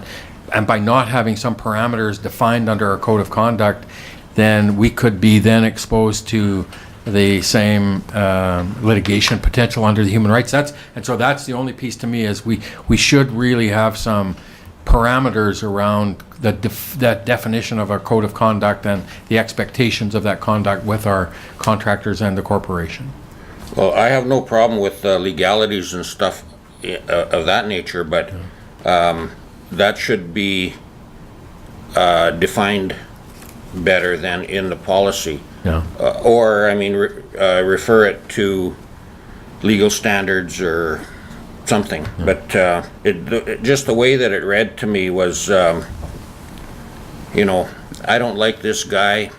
He's always making rude comments about my friends or something, so to hell with him. We're not going to hire him anymore. Like, that's just not right. Yeah. Yeah, I think to me it's just having those parameters around our code of conduct for our contractor, right? Yeah. I guess the other question that came to mind is, there's a provincial financial policy, and I don't remember if the city is bound to follow the province's financial policy with regard to soliciting bids and that type of thing, or if we have our own policy and we're not bound by the provincial policy. You actually currently have no lawful requirement to tender at all, although the province does, because they've never extended that framework to include municipalities. But on many of the ones where they're supplying the funding, like a capital project for the sewer, if they were, or for a truck waste facility, if they're supplying the money, then you do. So your own policy has kind of replicated the provincial guidelines, but that's all about making the work accessible to bidders. It's not about what does or doesn't disqualify a bidder. This clause was meant to disqualify bidders who've behaved poorly in the past, but it is very open-ended. So if council is uncomfortable with how open-ended it is, my suggestion to you is get rid of the policy for now, but make note, assuming the Office of the Auditor General for Local Government continues, that seems to be up in the air, but they had messaged out in their last audit that what they call their perspective series, which is best practices, was going to have a section on how to evaluate the performance of vendors on all those aspects. And then you might want to adopt that best practice in the future. For now, if it's too open-ended for you, dispense with it. Well, I'll make a motion that we get rid of it then. Okay, we have a motion to remove the policy on code of conduct for contractors. Seconded? Do I have a seconder? Third time, do I have a seconder? Motion fails. So what's your pleasure? Well, I'm persuaded by the fact that the contractors, when doing contract work for the city, are in sense ambassadors of the city, an arm of the city, and that we should have some control over their dispositions. So I'm comfortable with it as it is. Further discussion? Anybody, Councillor Rogers? I know what Councillor Javetkoff is meaning to, because I've worked construction for years, and yeah, there's some guys that show up on the job site and they're idiots. Can't say that. But they know what they're doing. They know what they're doing, and that's why we hire them. And I think that's where he's going. Is there are people that could potentially show up on the job site that their demeanor is not really acceptable to other people, but yet they actually do know what they're doing and they're very good at what their job is. But in the case of the corporation where we're dealing with the public on an ongoing basis, if you have some guy jump out of his truck swearing and spitting and stuff like that, I can see how that would be considered unfriendly by the public at large. Well, this isn't about the public, is it? Is that what you read into this policy? Well, I'm reading into it that if you're not sociably acceptable, I guess would be a better way of putting it. That See, to me, it's like I just read into it what it says, eh? If it says that it's between the contractor and city staff, then that's what I mean. That's what I think it means. Like, I don't expand it to mean city staff and the public and Mrs. So-and-so whose house is next door and all that. It's to do with the contractor and the staff. And it's a two-way street. I think what Jim said there, I mean, you know, you're gonna have disagreements. And if you have a policy, and we had the same thing with Forest Service, I mean, you have contractors that are not doing a good job, so they are blacklisted. You have contractors that bid on work that you know they are not going to be able to do because of past history. You don't accept that contract. But this is more to do with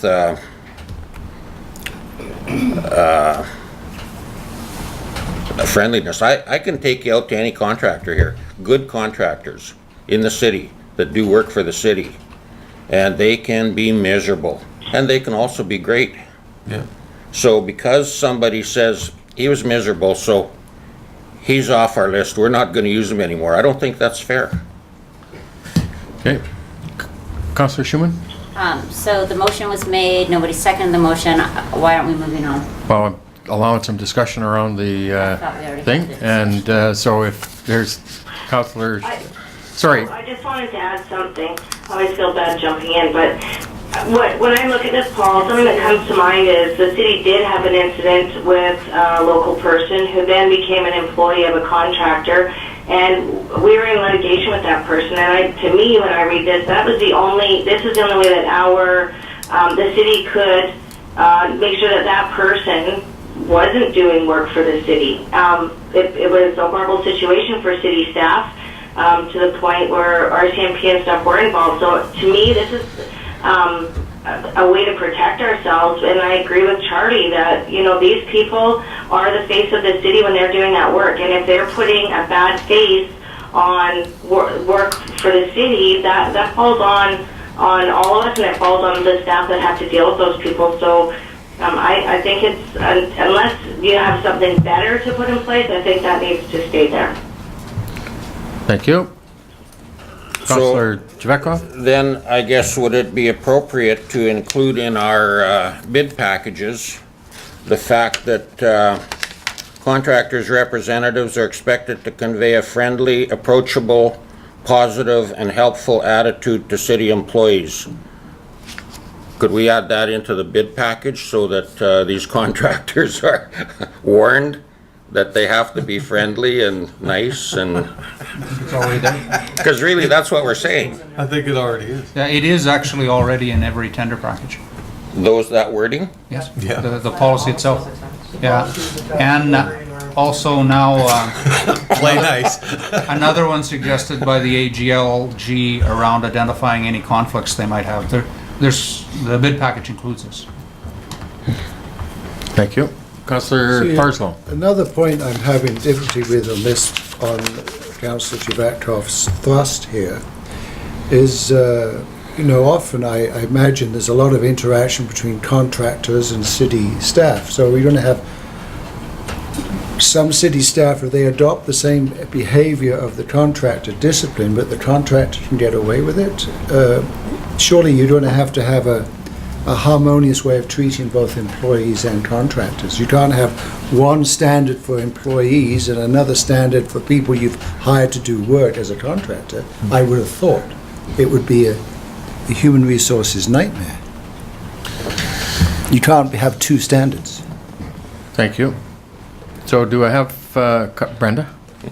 Through your worship, what I should have said at the beginning of this was each policy will be either referred to staff for an amendment, or removed, or you reaffirm. So, So we need to reaffirm. Exactly. So I need a motion to reaffirm. If we're not, Councillor Parslow, Councillor Schumann, Councillor Wilbur, Councillor Rogers. Get my name on there.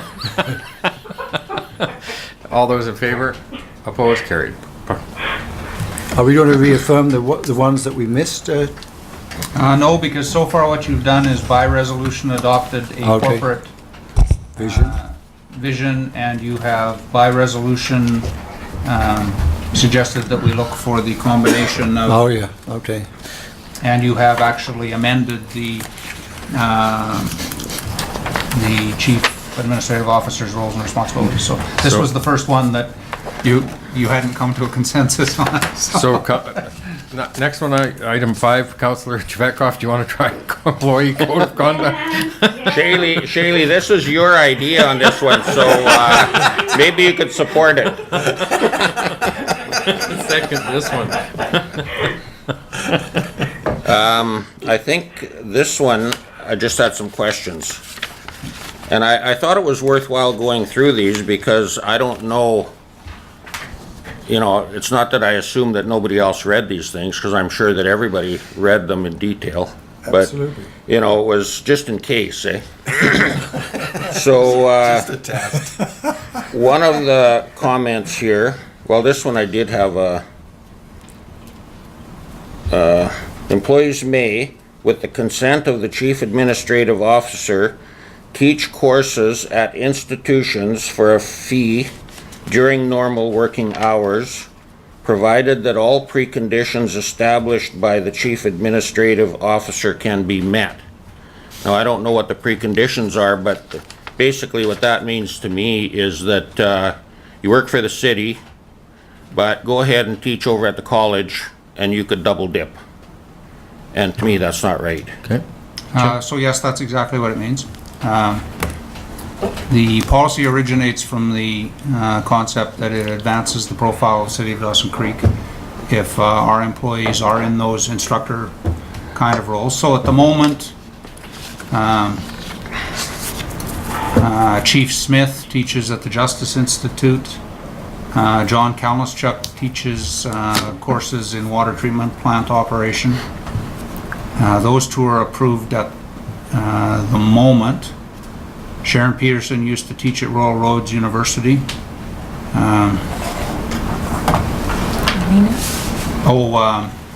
Two of the senior staff at the pool teach lifeguarding.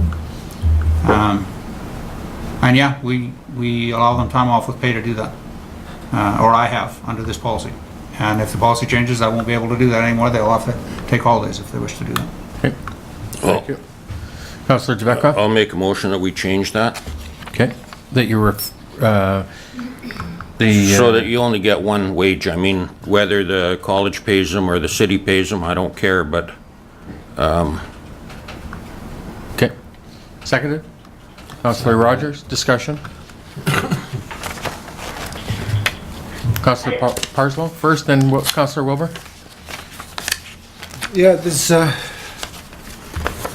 I think one person, or maybe three people Jim mentioned, are members of the union. Is that practice covered by a clause in the union contract, Jim?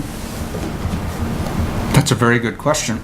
It's covered by practice, but not by clause. Well, it's established by practice. Yeah, I mean, the most of the time, the fees provided to instructors are quite nominal. And so the effect of changing this is they mostly will stop doing that because they, you know, the fees don't begin to cover what they would lose in wages. Councillor Parslow? Yeah, well, this is a little tricky one from my own former life. We encouraged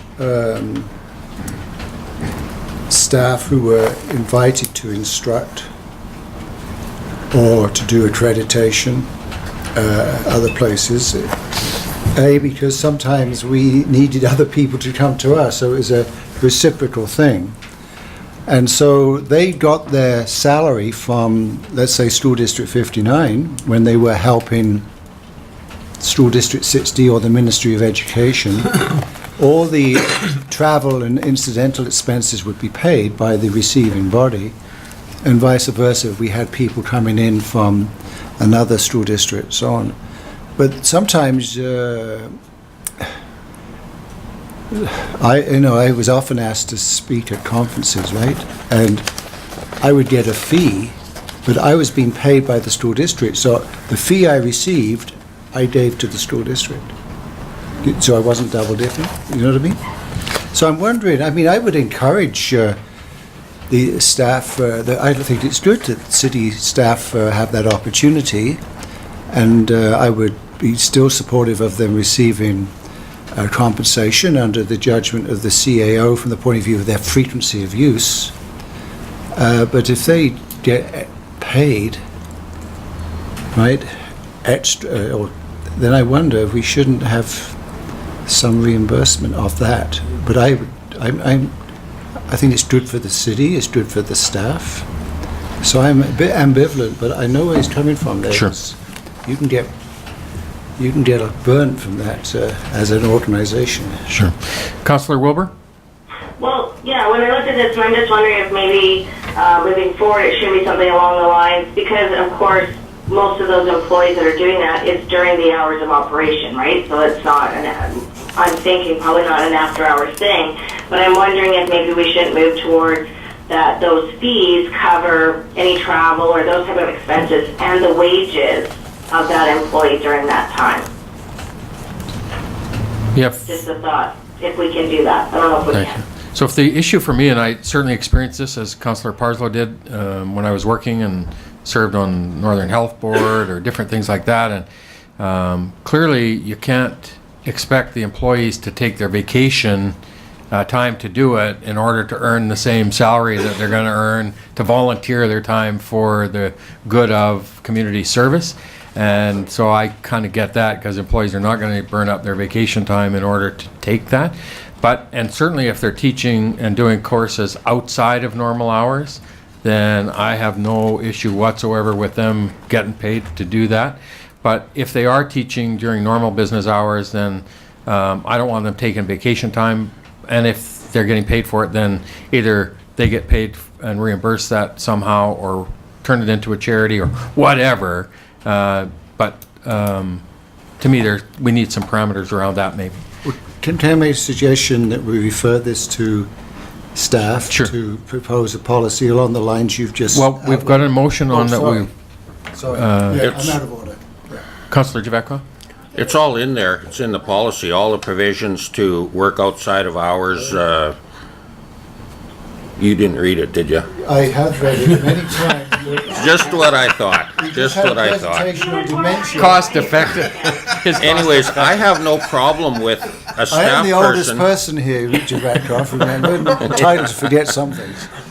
You know, I recognize the importance of having someone with specific expertise to go and teach a course or whatever during working hours. I have no problem with that. But I don't think I don't think the college should be paying them. I think the city, their wages carry on, and it's a volunteer thing on their part or the city's part to go and provide that service. It's just, you know, if the college is also paying, we used to do that with Forest Service all the time. I mean, our staff would go and teach some specific forest-related thing to either a school class or a college class or whatever. And it was just an assumed part of the responsibility of the employee and the Forest Service to do that, to make that contribution. I have no problem with that. It's just getting 2 sets of wages. Okay. Councillor Roger? I got a problem with the double dipping. Okay. That's it. Further discussion? So all of this is to take that double dipping aspect out of it, that's all. So does that then leave the ability to charge the institution for travel fees, for any extra costs outside of those wages? Because I think that's important to keep in mind, that we have to make sure that, yes, we are providing that service and we have that relationship, but that we're not incurring the extra charges, say if they have to go to Chetwynd or Tumbler Ridge or Fort St. John or wherever it may be, that the institution is covering those fees. That's not addressed, but it could be included. You know what I'm saying? Like, I think there's the ability there, or maybe the fee charged to the institution also covers the wages. Now, I don't know if we can do that. Jim can maybe give us more information on that, but I'm thinking somewhere, not just to just remove it, but somewhere in there has to be the ability that the institution, having that staff member come, is covering any extra costs. And I don't think staff should take holidays to have to keep that relationship going for the city. So could council refer this to staff to propose wording that takes the double dipping aspect out? Sure. So moved. I think so. Okay. Well, we just got a motion first that we've got to deal with, then. Can we not, I hate to use the word, but can we not defer it then to a future date till we get that information? Well, we just refer it to staff to take the double dipping out. I think that'll solve the issue. Okay. Okay, so, I'm happy with that. all right, So you're that good was with actually that? Councillor Javakov's motion. Yeah. All right, cool. All those in favor? Opposed? Carried. Thank you for that motion.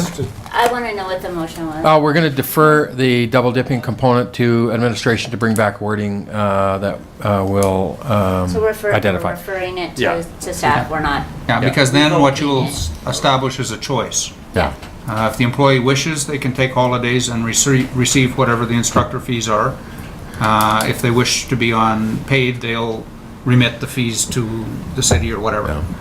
Good.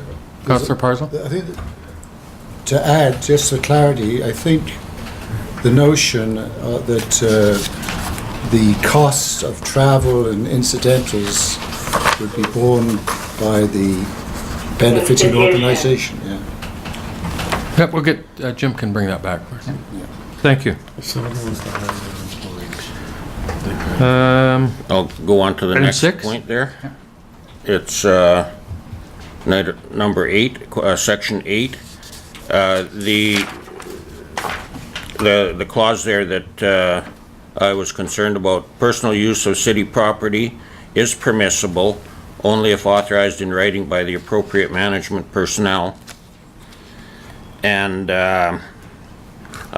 in my mind, I thought, no, city equipment stuff is not permissible, but the way Jim has explained it, that there are times when somebody has to take a vehicle home and that's considered personal use, I guess, by CRA, so it's something that has to be in there, so I have no problem with that. Yeah, the rules around personal use, whether it's personal use, and the definition even of personal use is pretty tight under Canada Revenue rules. So the taxable benefit and the entire tax implications for the use of a vehicle by an employee is really tightly governed, and we have that expectation, or we're the ones that are going to be liable for it under Canada Revenue. So, yeah. Yeah. So that's not a problem.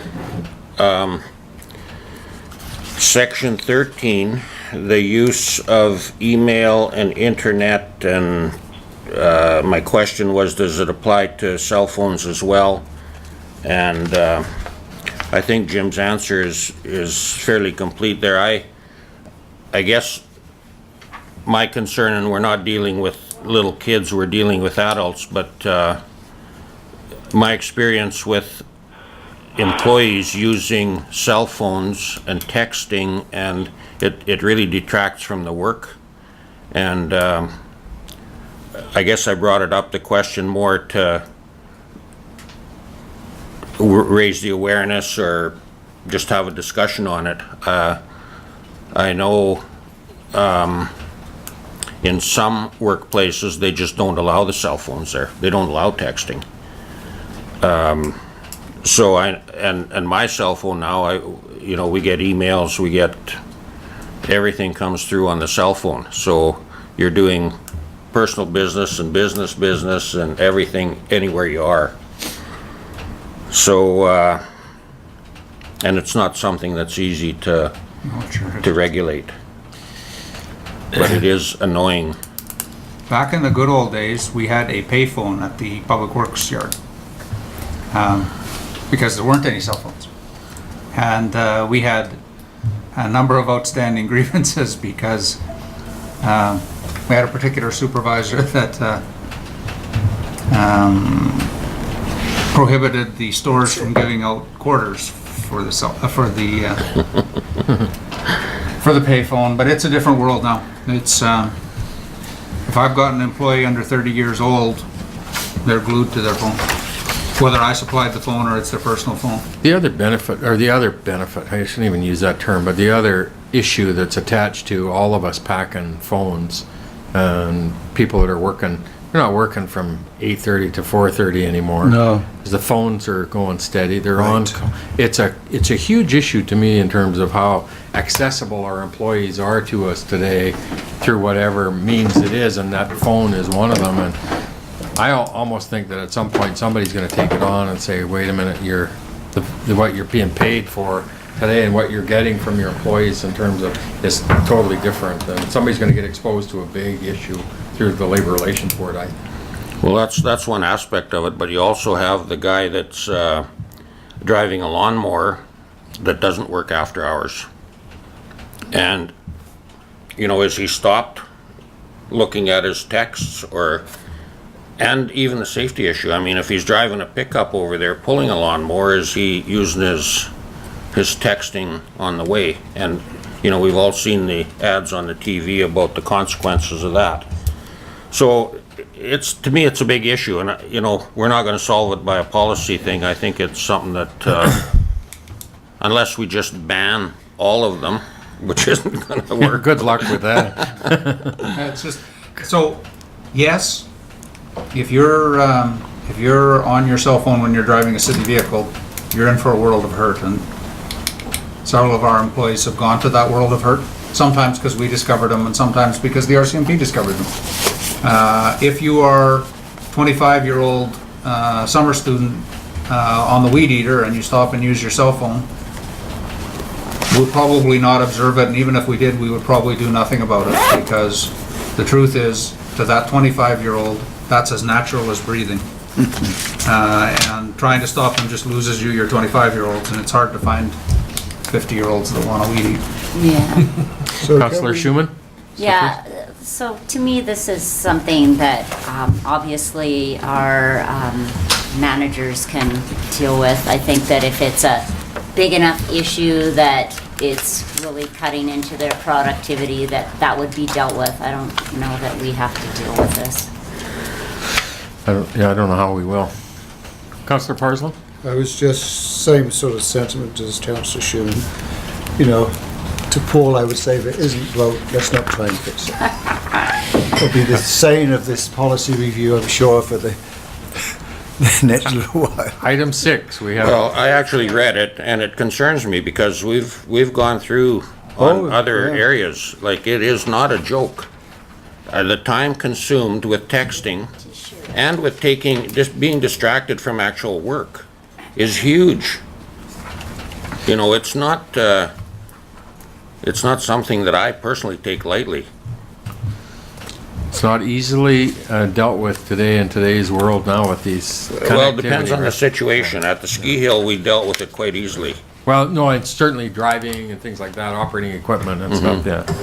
So, I think we also take into consideration, we ask people to use their phones to Facebook message us stuff or send messages about potholes or what. Use our apps that we now have out. It's a reality of this day and age. People use cell phones.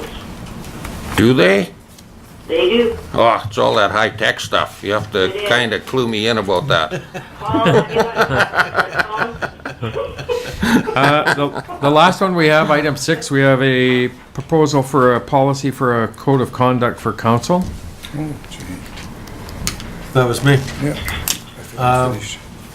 Couldn't find it, so I'm pretty sure it wasn't in there. So we don't have a code of conduct we have a code of conduct for staff, for everybody except for the counselor. So I was, in all fairness to being committed to openness and accountability, I think that we should have a code of conduct and other related policies that will go with that. I didn't have to hire a consultant to look at some of this stuff. It was mostly on the internet. I was using my phone, Paul, to look up some of this stuff. Just a kid. The code of conduct includes provisions related to a broad range of conduct.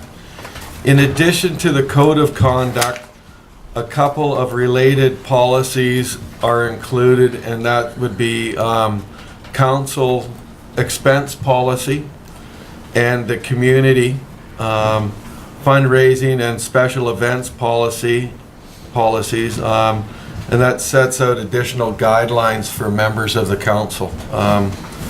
And then there was one other point that I had. What does the code of conduct cover?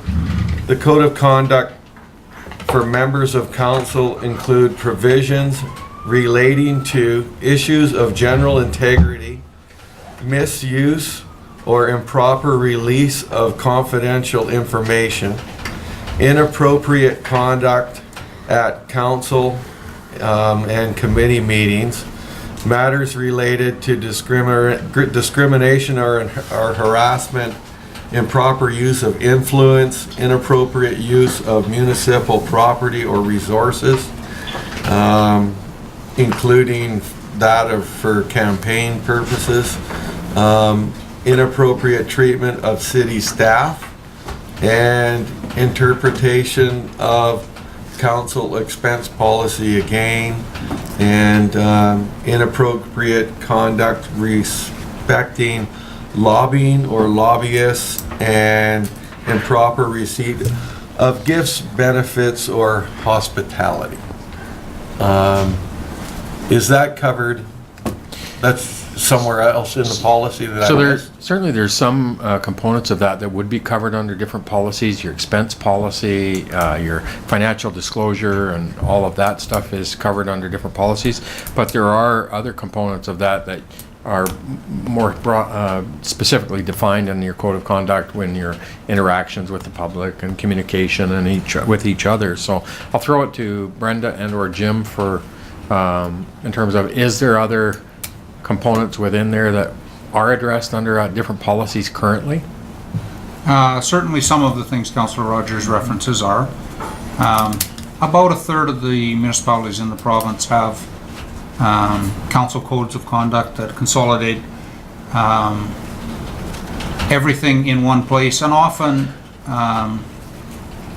duplicate, for instance, the provisions of the community charter. So one-stop shopping, basically, for someone who wishes to determine what's appropriate and what is not. Often councils put in these codes of conduct in response to bad circumstances. So in White Rock, one councillor stabs another one in the eye with a pen at a council meeting, you get a code of conduct. In Souk, a councillor assaults a staff member, you get a code of conduct. You know, they often come out of really bad circumstances. The advice Mr. Cuff gave you, those of you who are out of session, is the right time to do one of these codes of conducts is when you're not stabbing each other in the eye with pens, you're not assaulting the staff. This would be a good time for you to put such a policy together. So if you wanted to, we could bring you some proposals. You making that by way of a motion? I'll make that way of a motion. Thank you. Seconded, Councillor Parslow. Discussion? I think it's a good idea. I think there's more you define some of that stuff, it's good practice, so that's what we do. A lot of it's common sense, but Common sense is Nope, not it's common. good. that's sometimes You think this nonsense is too. gonna And nobody's been stabbed, so. Not yet. Any other questions? The cost effectiveness gets brought up one more time. Further discussion? Still. Further discussion? Ready for the question? All in favor? Opposed? Carried. Thank you. Thank you, everybody, for that. Anything so what further under happens if I policy fix for that, Brenda? No, that's it for this one. Covered? Add that to the policy. Motion to adjourn? Moved by Councilor Rogers, seconded by Schumann. All in favor? Opposed? Carried. Thank you. Bye, Shirley. Thanks, you guys. Thank you. See you soon.